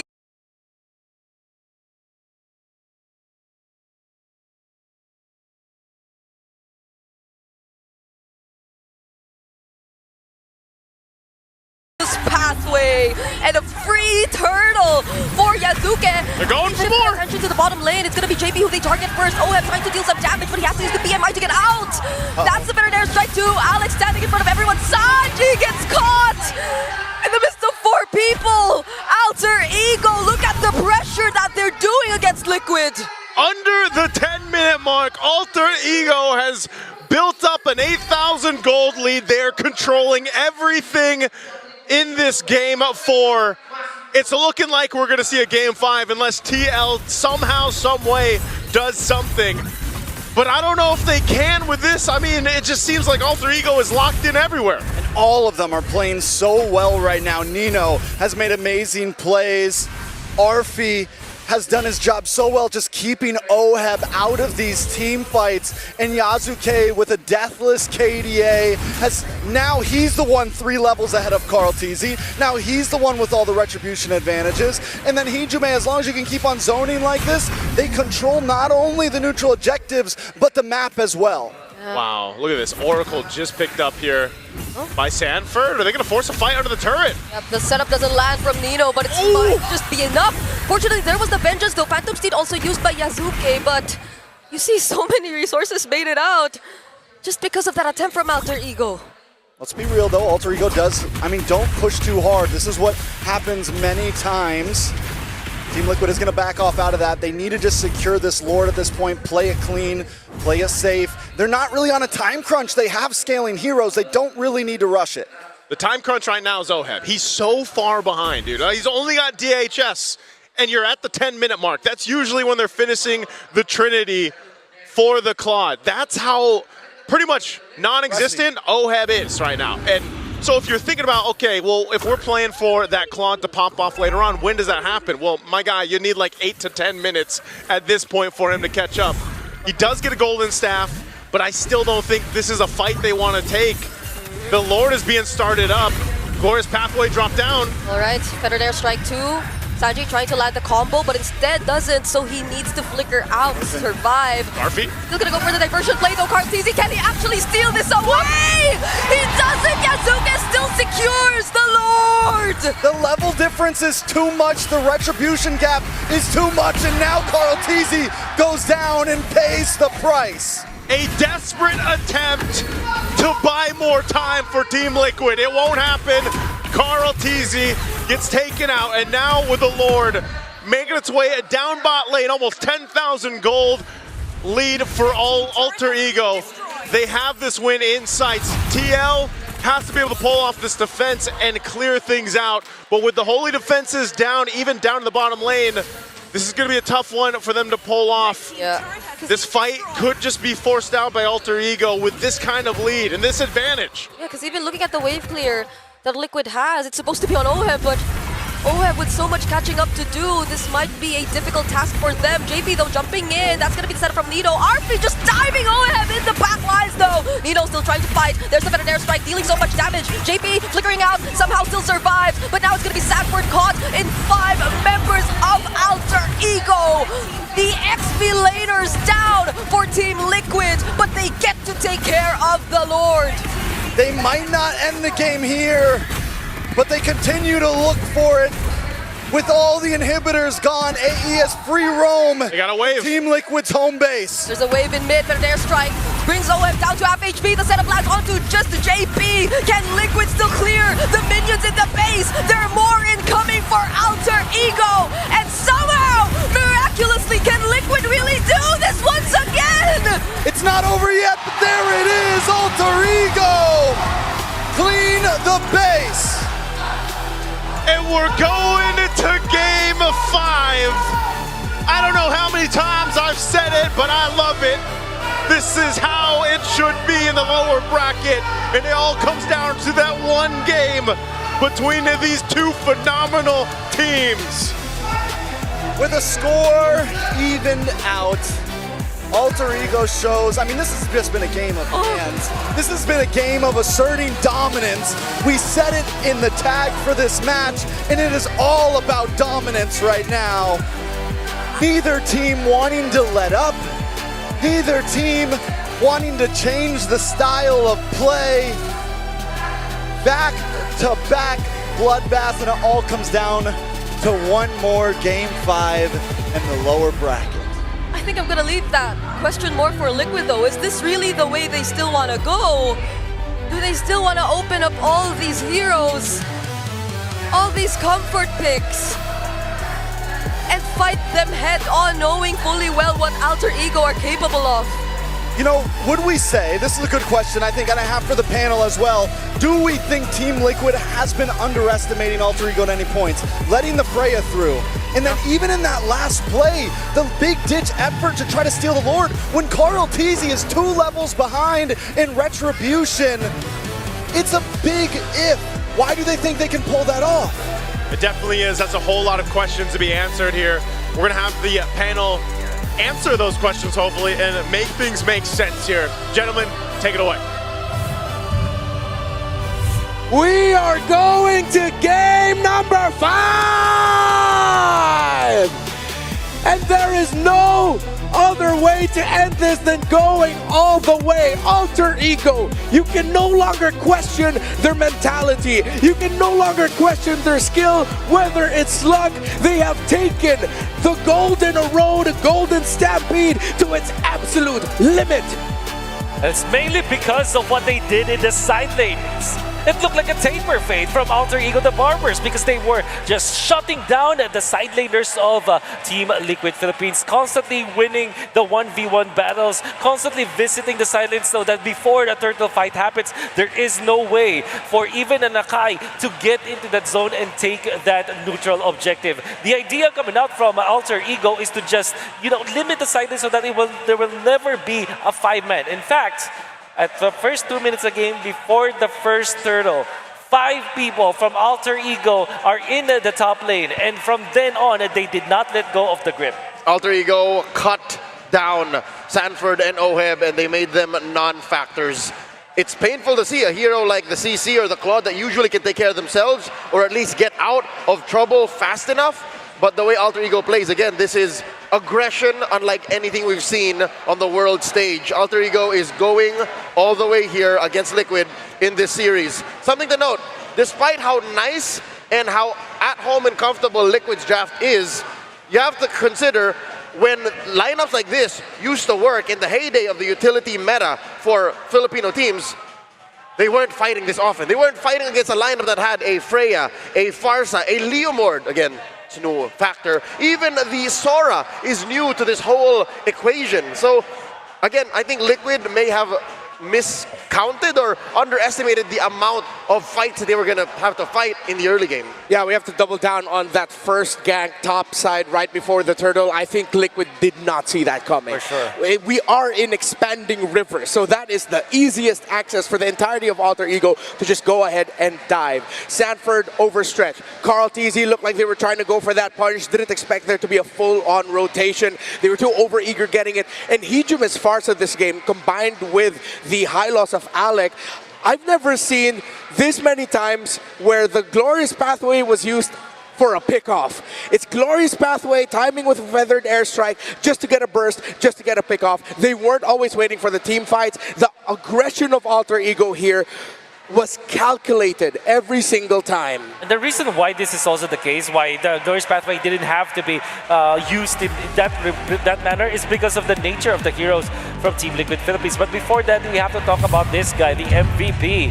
That's going to be Nino on this Sora. I honestly thought that the Sora should have been the 4th pick here for Team Liquid Philippines. I even said it in the draft. Yep. Because not only will it deny that sort of tool against Alter Ego, but it also solves the problem of Team Liquid Philippines of not having to rely on scaling heroes on 2 of their side laners. It's one thing to have a Claude and allow that to scale, but it's also another to have 2 scaling heroes into the side lanes. Yeah, look at that. First item priority here for Nino was the Blood Wings. That's why he was aggressive from the early onset. He knows it's going to be difficult to take him down. If he is going to be traded out, it's going to take a lot of resources from Liquid to make that happen. Yep. After that first gank, we just saw an always aggressive Nino that Sanford was not ready to deal with on that CC.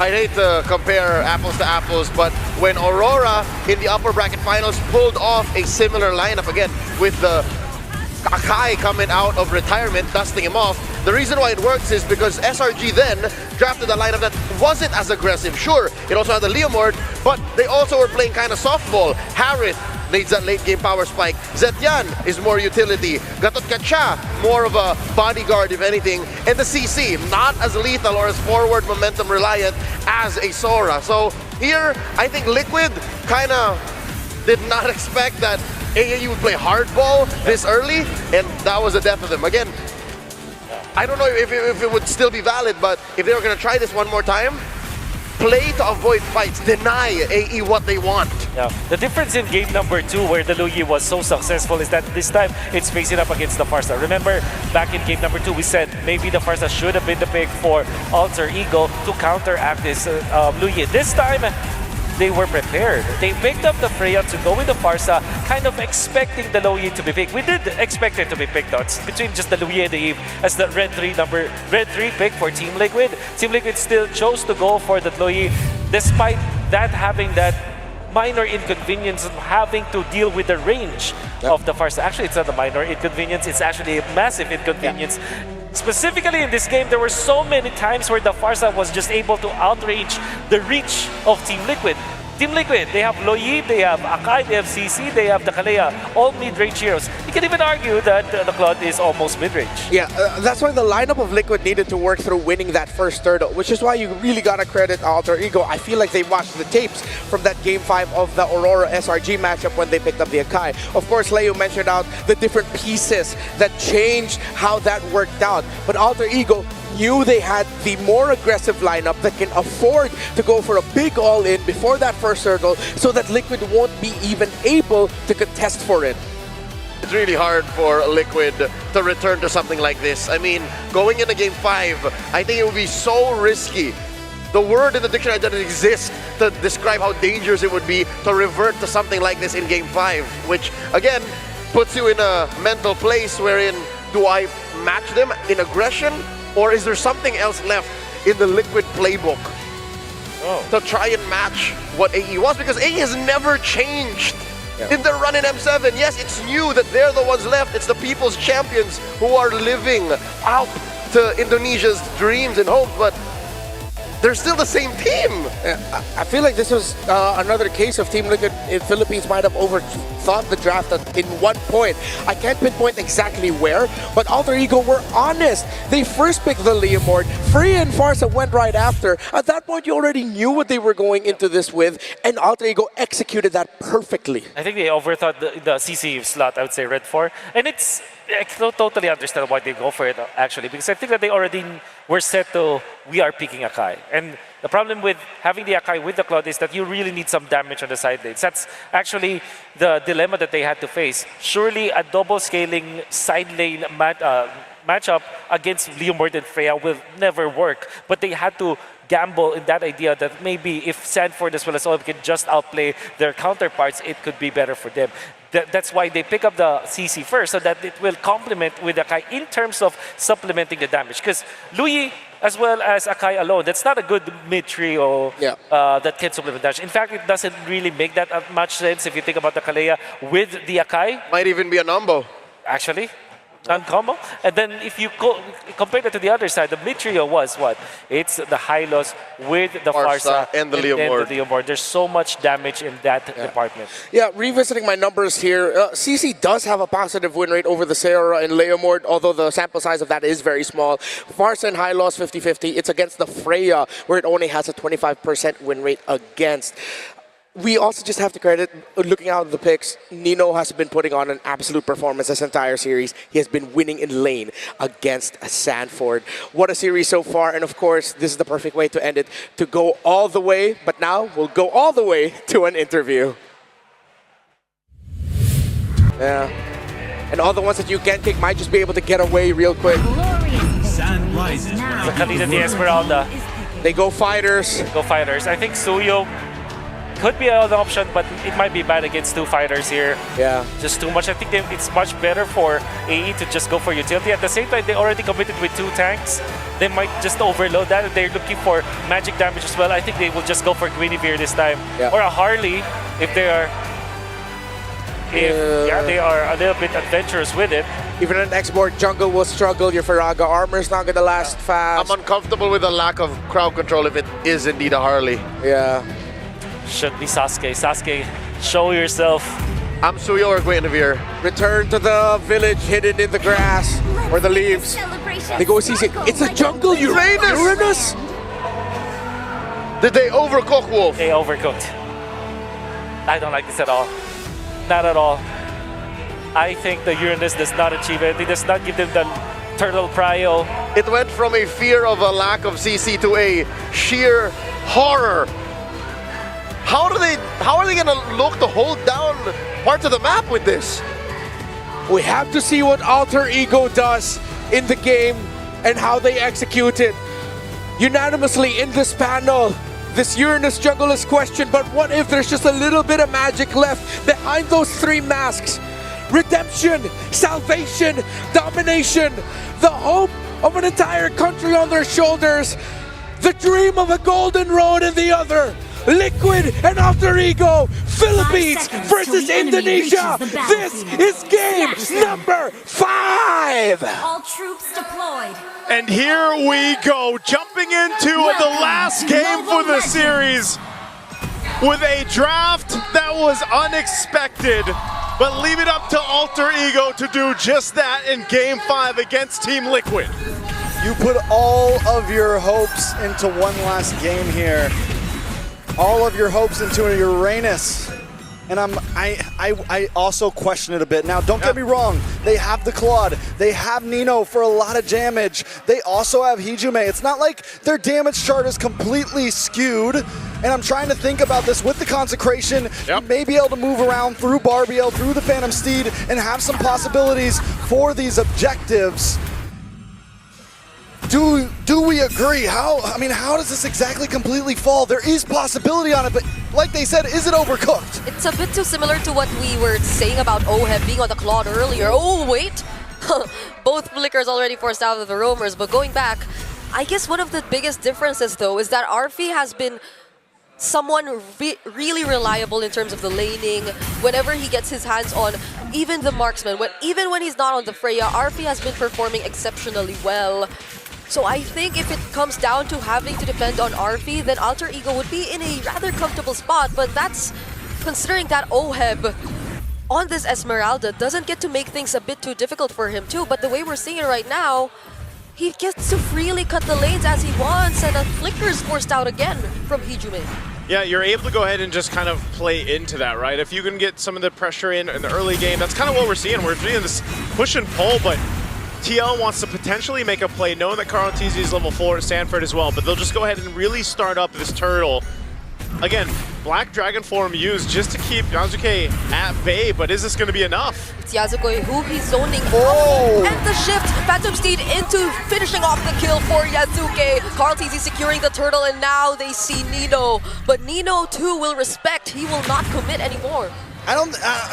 Yasuke just maybe didn't expect the damage to be so much. The passive was already on him from Sanford.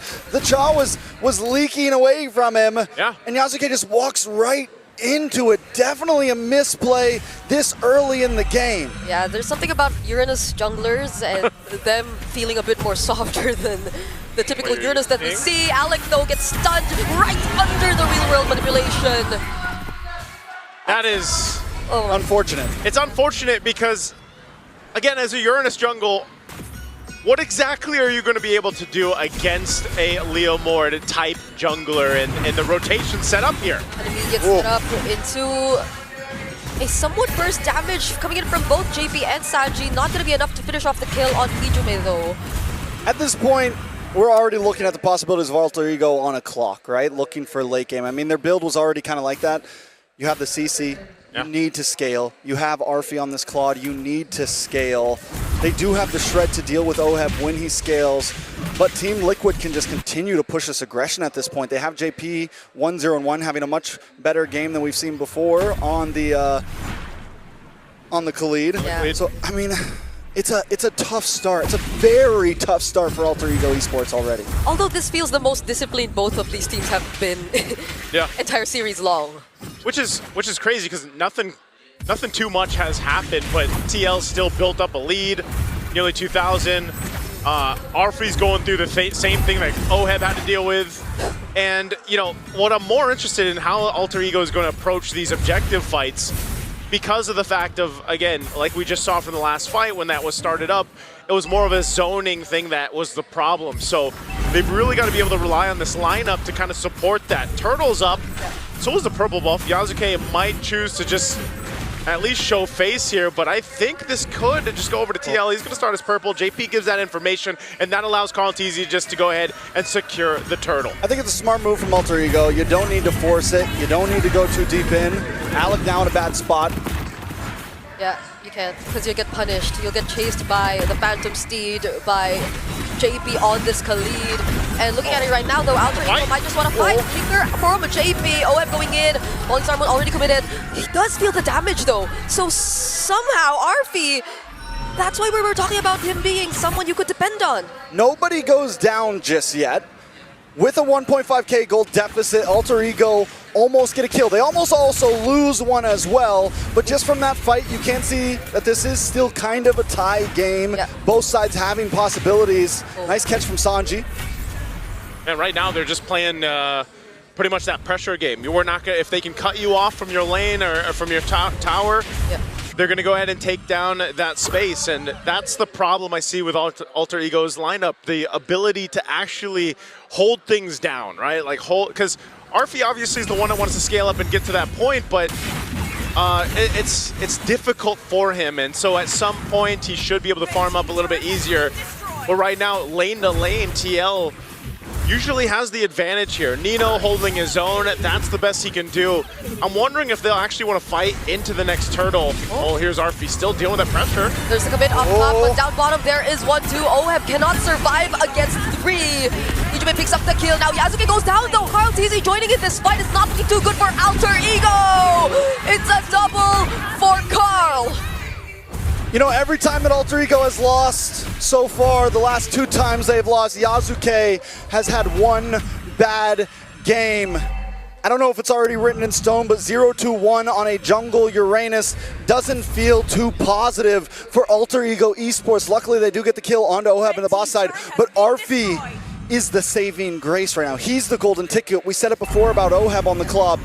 This time it's Arfi. This time it is Hijume. If those two can go deathless, then maybe there's a chance. Okay, but they want to get the kill on Hijume now. Not enough to force out the flicker, but you know he's low, so this might be an advantage for Team Liquid. Alec trying to look for an angle here. JP going in as well. They're just exchanging pokes. Yeah, it looks like they want to actually contest this though. Oheb's in position. We'll see what can happen here, but again, with everything available, there's a Black Dragon form. Phantom Steed and the Black Dragon form, both used at the same time. Alec though has his eyes set on Carlteasy, but that doesn't stop him from securing the red tree. Alec with a flicker out, Raging Sandford coming in 2, and Hijume with the Crimson Beacon. What can he do? He has his eyes set on Sandford. That's going to be the trade for Team Liquid as they're able to take out Alec, and they secure the objective. Okay, so a 2-for-1, but the objective does go to Team Liquid, but even with the 2 deaths on Yasuke, we are starting to see him get a little bit tankier. Golden Wand does finally walk in, or Golden Staff does finally walk in for Whoa! Arfi, but in the backside! Carl TZ will force the play in between the Tier 1 and Tier 2. And that seems to go ahead and stop some of that momentum that was trying to build up here for Alter Ego for now, but they can still make so. Oh, Nino? Oh, that's a curtain call. And the Yo-Yo Blitz, JP and Carl TZ. Still not enough damage though, coming in from Nino. Oh, Arfi going toe-to-toe with Oheb in the boss side. Alec looking for the cutoff here. JP's gonna pull up though. Okay, can Alex survive this? Still gets to return to the bush. Has a lot of mobility too, so I guess he'll be fine. Not with the real world manipulation and the Phantom Steed committed to you though. These fights are just, they're so interesting the way that they're playing out, because just when you think, you know, you're gonna find this kind of load time or a bit of a cooldown for both of them, they still are able to find, just like this Black Dragon form used. Yeah. They just want to take this Tier 1 turret down to open up the map, and TL does just that. This honestly feels the most macro Liquid has played in the entire series. Yeah. They're just taking things one step at a time, always making sure that they commit their resources to take down or take away turrets from Alter Ego. And I feel like it's really working against this team who you're so used to seeing always just brawl it out. Well, the thing is Alter Ego Esports in the past 4 games has been able to brawl it out, and it forces Team Liquid to brawl back with them. It forces them not to be, not to be macro efficient. But the thing is Team Liquid this time, they're in control of the game.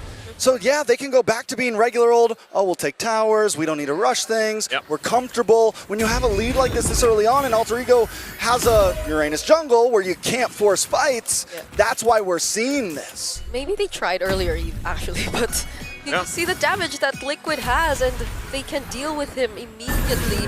Now, speaking of damage from TZ versus Nino, Nino has a slight advantage in this, as we're seeing right now, but with Sanford flying over him, Carl TZ gets to run away safely. Oh! Okay, whoa, they boss side. JP and Carl!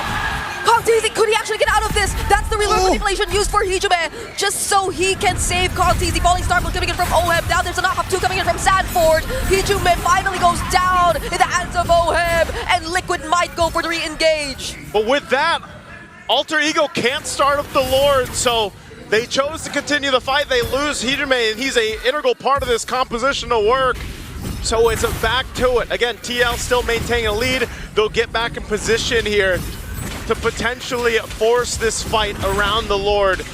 Now for Alter Ego Esports, they're starting to get the hang of things here with his composition. Nino is a threat, and he is trying to do his best here, and that's why they're going for him. Yeah, they're gonna try and focus down on Nino, but he gets tied with the curtain call. JP, can he survive this? Yasuke able to put out more damage, but Arfi's locked on to JP! JP doesn't live. Now that's 1 member down for Liquid, and Alter Ego gain control of the objective. Sanji does have the real world manipulation. Alec trying to zone out everyone as much as he can. OF doing the same, but he's starting to feel the damage from Arfi. Phantom Steed from Carl. They're gonna focus down on Alec first. But the Lord is still in the hands of Alter Ego. Carl TZ now making his way in. Okay, Carl TZ in range. Sanford already using Black Dragon 4. He's on to 3 members of Alter Ego. Can he take down Hijume? That is gonna be the real world manipulation. Finally finishing off the kill. Carl TZ versus Nino with vengeance. Carl TZ wins! And Carl TZ is gonna have to run from Yasuke. Okay, that's the Phantom Steed, additional movement speed. Now he's up against Arfi though. Can Sanji save him from this? It's a no! BMI used just to escape Arfi. Doing phenomenal job at saving Alter Ego in this game. Yasuke, can he still live? Oheb trying to go after the chase. JP, slow down. Oheb still going for it. Arfi able to still BMI away. Yasuke looking for the re-engage. Oh, he's so tanky. And Arfi finally getting the job done. Sanji with no mana. It's only Oheb now. And that's why you took the Uranus jungle, I guess. But it's working out for Alter Ego Esports as they look to take the Lord here. We're back in it.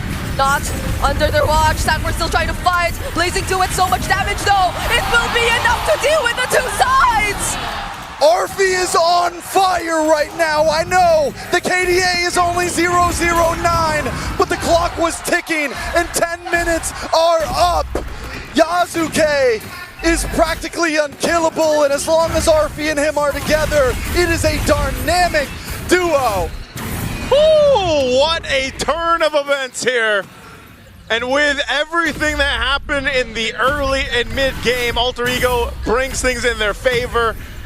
And look at this. Again, Arfi, like you mentioned, Trex, I mean, he's on fire. He doesn't have many kills, but it doesn't matter. He's able to go ahead and pump out the damage. He's got all the assists in the world that he needs here. And that just might be the play. Plus the fact that Hijime is stacking up on this guy Piercer. Now you're going to Malefic Gun. They want to force a fight here on the bottom side. You want to go for OM now. That's a real manipulation, though, dealing so much damage. JP going in with the Raging Sandstorm, now forced to flicker out just to survive. Sanford 2 helping in this defense up against the Lord. That's a critical coming in from Nino 2, tying JP and Sanford together. All right, Lord able to move on to base. Alter Ego this time play it safe, get out of their face, and move back to safety. Alter Ego playing it clean. Okay, looking to still put pressure. They'll get a tier 2 in the mid. They've cleared out a lot of real estate on the map for Alter Ego. And now, maybe for the first time or second time in this game, TL has their backs against the wall with this kind of composition to deal with. Yeah. It makes you think, again, this Uranus jungle is able to just go ahead and play up front and provide information alongside Alec here, which gives that space to Arfi and Hijime. And so TL's got to solve that. How do they approach these fights and get some control back into the game? There's no Shredder. I mean, a lot of it's going to come down to utilizing this RWM correctly. Okay. Nino? Oh. Oh, Nino in a bad spot. Vengeance. Get out of that. Now they're being surrounded by the members of Alter Ego. Alec coming in from Arfi. behind. JP brought back. They're trying to run back to their base, and they successfully will. There is just so much tankiness on the side of Alter Ego Esports, and Team Liquid has essentially no shred. They took the risk, right? Yep. They don't pick up a marksman. The panel was talking about it a little bit. There was definitely some worry. The saving grace was, oh, they went for Uranus, but now that Yasuke is online, now that Alter Ego Esports is online, you're right. How does Team Liquid approach this? They have to look for angles. They have to look for a big steal, something. But it is a tough pill to swallow. They have to land those small opportunities, those stuns that they have, those petrifies, or even the crowd controls from JP. Because RP, it's not like he's on Purify anyway. Yeah. But then after that, what's next? Because you have to deal with these multiple tanky heroes of Alter Ego, and I mean, Arfi just got Malefic Gun as well, so he's got more range. He's able to snipe from, he's able to attack from an even farther way away. He doesn't really need the Purify. There's, other than the Petrify, he's good, and he can be a mile away from that. You know, he has ways, at this point, Arfi's a hard one to catch. Yeah, it's going to be difficult to make that happen. Again, you know, it's about the space that's provided for Arfi. Hijime, like I said, is going to be an issue as well for TL, especially when they try to approach some of these fights. And you know, you mentioned it, Brigida, they don't exactly have someone to shred through some of this tankiness. I mean, brute force now for Hijime, making him even more difficult to kill, especially when he pops the beacon here. So for TL's lineup to work and then get through a winner crown, these are key big item pickups. Nino, though.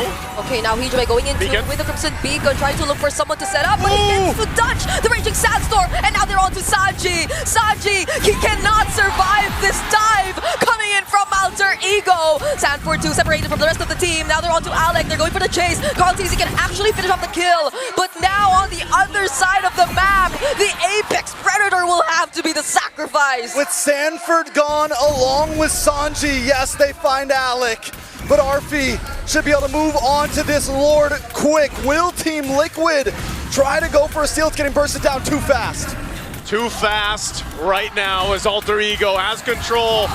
TL shows up way too late, and JP tries to get away. They're gonna have to disengage. This is not a fight they want. Oheb will jump on forward, but still they need to reset and get ready for this Lord push from Alter Ego. It's all gonna be about how Alter Ego approaches this base. One of the major faults we've seen from Alter Ego over this M7 is overstepping your welcome, making one false move to throw a game, and if you know the Philippines, they're always watching for that one small mistake. Alter Ego has to be meticulous when they enter this base. They're gonna have to go ahead and buckle in here with this kind of lineup. Not the best clear in the world. They're gonna rely on the RWM too. A conceal is gonna be used. Lord makes his way top. Here comes the push into the base. Yep. Phantom Seed already committed. Alec and Yazuke getting damaged by just a bit. Now Liquid will have to focus on the Lord. Falling Star Moon doesn't connect onto anyone.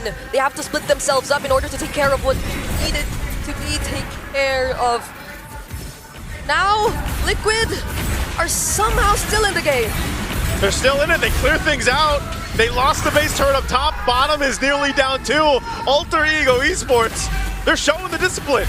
They are, and they get the top inhibitor, which is huge because Lord's gonna spawn up on the bottom side. So now, not only do you have this frontline advantage, but you have a macro advantage. And there is some risk to not trying to force this over, but with the lineup they have, in my opinion, at this point in the game, it is a cleaner lineup. So now they just have to have faith in their lineup, and as long as they play smart, the game could fall into their hands. Well, right now, Alter Ego Esports not giving them much of an opportunity to do that. Some of these defensive items coming into play now too. Alec, rocking that immortality, he is tanky enough, and just he'll sit on this side of the map, allowing the rest of Alter Ego to make moves elsewhere. You look at the items here specifically, again, with Arfi building up, he's exactly where he needs to be. Even Hijime. I don't know how many stacks Hijime actually has on this Sky Piercer, but he is a problem because the innate tankiness, oh, he does go ahead and switch things out. Picks up the Lantern, so a Chastised Pauldron now too for Yuzuke.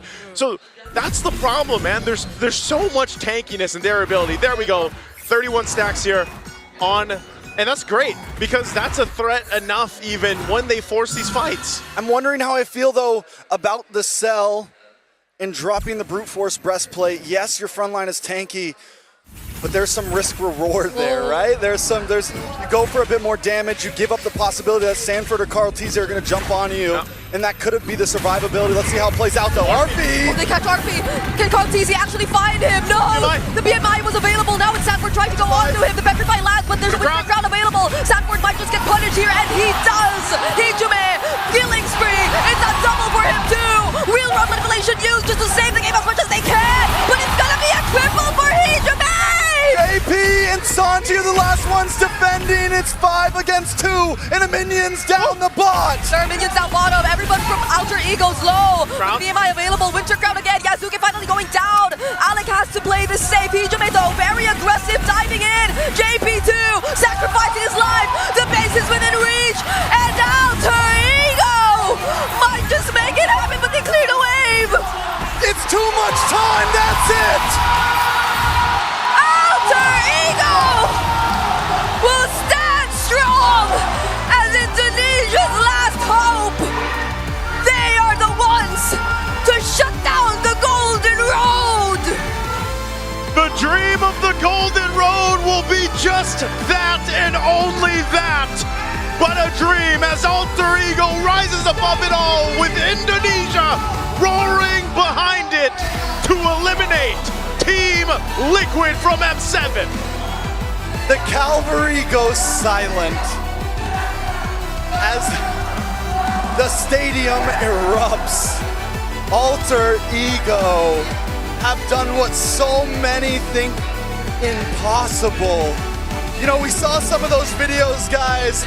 Nino apologizing to the Indonesian fans when they couldn't move farther in previous MPLs. Well, today, Alter Ego are in the hearts of the Indonesians. Hey, man. I think a lot of people questioned the Uranus jungle pick. We all did. I think a lot of people did around the world too watching this one, but hey, they made it work. Big props to Alter Ego here. You can see the fist bumps on the stage. That's tough to see for TL, but Alter Ego did it in a very Alter Ego way to win this series. That last minute swerve, who would have thought? It was going to the jungle all along, and even when it was something Liquid initially were able to deal with, they just needed time.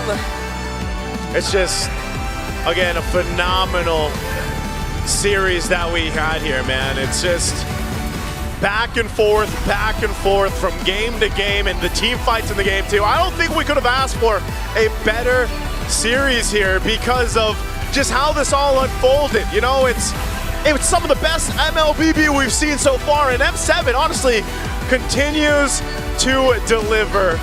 It's just great to see, and again, hats off to all the teams. We're at that point in the M7 where unfortunately, you got to say goodbye to teams. And a lot of people probably went in today not thinking this would be the result, but hell, Alter Ego ends up doing it, and they continue on with Indonesia. It's just, again, I know we're all clapping, we're all in awe. You saw the audience. I hope you guys can hear them through the stream too, because they have rallied behind them. We're going to be throwing it over to the panel to break down this game, this series, and again, what they thought here for this one.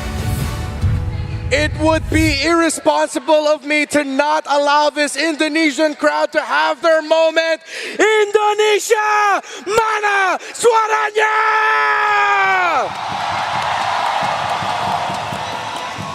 Alter Ego shatters the golden road. They held on with the Uranus, and they held on until Liquid had no more answers for the sustain. I think it would be also irresponsible if we did not apologize for not knowing Alter Ego's game.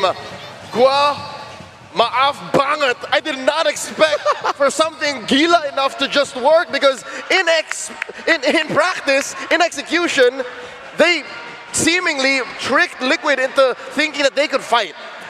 And it took too long for Liquid to notice, wait, there'll come a point where this is impossible. We were right in the first half though.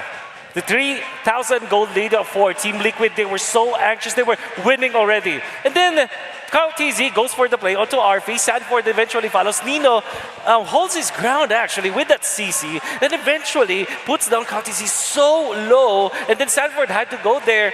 They tried to chase, and then all of a sudden, you don't have the ultimate, you don't have the real world manipulation, you don't have the Phantom Seed, you don't have the Elder Dragon form before the First Lord. Even when you have a 3,000 gold lead, Team Liquid have just thrown away their lead by not having the proper resources in the First Lord fight. Now, when they didn't have any more resources, Oheb jumps in with the Falling Star Moon. They did get a kill onto the Jushin, but unfortunately, they don't have the firepower anymore. From then on, Alter Ego have felt there is no way for them to kill us. Let's stake at the Lord, be disciplined, and take this longer. There was a time where the lineup of Team Liquid expired, and that specific moment was when Team Liquid knew they messed up. It's that 5-letter word you mentioned, chase. Liquid is not used to chasing even on the map. And here, all throughout the series actually, it just came to a fever pitch in this game. They had to chase a lot of AE members, and AE, the way they're built, is they can run away for like 3 or 4 seconds. When they come back, they're already topped off. They're ready to fight again. The Uranus, the Claude, the Hilda, the CC even. You give them time to retreat, you fight back, it's over. That's the problem with Liquid's lineup is, sure, you have heroes like the Leomord who has like, what, 15-second cooldown on the ult. You have the Esmeralda who, again, also has a 15-second cooldown on the ult and can dance around them, but it's a lack of firepower. You mentioned just the values don't add up, and that's what put them over the top here. Alter Ego just exercised such a great understanding of mlbb math. I think Liquid also did not rotate into Arphys late enough. They just told Oheb handle the Claude, try to kill him if you can. But Alter Ego, to their credit, protected Arphys so well, protected the Claude, that he was relatively unbothered with the farm. Liquid were playing as if it is a jungle carry that they're up against. You can get all the objectives you want in the world, get all the kills for Carl TZ, but if you're not killing that Claude, you are not hitting the main win condition of Alter Ego. He did not die in this game. At the brink of elimination, the hopes of Indonesia on his back, Arphys stayed alive. 1 kill, 13 assists. He had one job here. Do not fall, and he stood his ground. This might even be a facsimile of whatever he did on the entire series. There was no game where you can say that Arphys was dead weight for his team. In fact, he is the enabler. Even during the games that they have lost, Arphys was stable, Arphys was dependable.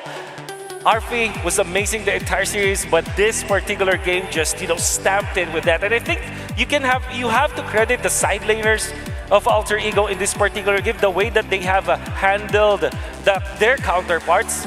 I would say that between the matchup of the side laners, the side lane duo of Alter Ego was better than Team Liquid the entire series. Oh yeah, the sum of their parts is greater than them individually. And Arphys was just that tipping point, that extra icing on the top, but was also just the flour in the middle, the whole damn cake that made AE just a threat in the late game. What was that? Trek said, oh, 10 minutes is up, it's over, it's our time now. All chat, target lock, my turn.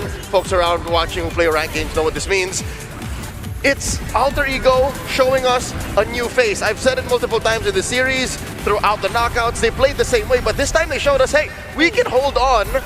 Our sidelines can still win, but as a team, we can hold on to wait until our power spike and win this way. Terrific Winter Crown immortality juggle as well by Arfi to deny him getting taken out by Team Liquid. And at some point, you gotta acknowledge the fact that it looked like Team Liquid Philippines really just dropped the ball in terms of taking their major win conditions. For them, their major win condition was get all the objectives, but leading up to their first Lord, they could not take Arfi down. The one main win condition for this Alter Ego lineup. Yasuke needed to stand his ground, and he did. Alter Ego just needed to buy time and delay, and they did. It's not even just the items that you have to look for now. Because Alter Ego, they have just naturally went on with the composition that they have. You can see Yasuke with a very selfless kind of build. Even when he died in the first turtle, you can see that he did not have the best gold, in fact, compared to the CC, compared to this Jushin. I think that he actually played this in a whatever is lower than a utility role as a juggler, where he really just sacrificed himself. Like, you can see that he's just going to the front lines, whereas the rest of AE that's dealing the damage is just farming. This is also the reason why Nino on this CC eventually out-damaged and out-sustained this Leomord long before he was able to out-sustain as well this Yu Zhong from Sanford, because I felt like there will be a time where Sanford could no longer one-shot any of the members of Alter Ego, let alone this CC. And then the best part of it is CC can then bring back the damage to Team Liquid. I can appreciate how you spotlighted El Padre Nino, because you look at this lineup, it's clear what that mid trio wants to do. Just hold it down. But until the golden boy Arfi is ready, until he goes off to college and starts, you know, shooting it up, somebody had to hold it down with the damage output, right? And that was Nino. How early did he build that Hunter Strike and what was the other? He had two, was it Warax? I believe it was the Warax. It usually is for CC. See, so before he even said, Arfi, are you ready? No? Okay, let me take care of it first. I can't let Liquid get away with this. That's what made that whole 11 to 12 minute mark more difficult for Liquid to ever finish, because Nino was a legit threat. Yeah, El Padre definitely played better than the Apex Predator this entire series. We have to acknowledge just how good Nino was this entire 5-game bout, and especially highlighted here. If he died more times early on, Alter Ego would not have had the damage to cross it on over for Arfi once that first Lord came up. But Liquid could not get enough deaths onto Nino. They also couldn't get enough deaths onto Hegeman to stop his eventual climb into getting that Sky Piercer. And with Liquid's skill-based lineup, cooldown-based lineup, they ran out of time. 3,800 gold. They were so near ending this game. All they had to do is to put all of their resources together, knowing that the sustain from their opponents is gotta be a mountain to climb. Unfortunately, that wasn't the case. Maybe if we look at the specific highlight, maybe if I can show it to you, but you just have to remember this. There was a time where during that 3.8k gold lead that Team Liquid had, they were so confident onto taking out the side lanes that they forgot that there is that neutral objective that their lineup needs to have. With the composition the Team Liquid employed in this game, they had to finish it fast because they didn't have the scaling marksman as compared to Alter Ego. Unfortunately, they didn't, and that was the end of Team Liquid. Any last words, Leo, before we head on over to a very quick break? No Golden Road. M7 just got spicier. I hope Alter Ego is ready to face the Giants. The dream of the Golden Road is shattered, and the Philippines champions will not be involved in the grand finals of the World Championship. Aurora is waiting. Alter Ego was taken to their limit, but now they have to go up against SRG. I can't wait to see what happens next.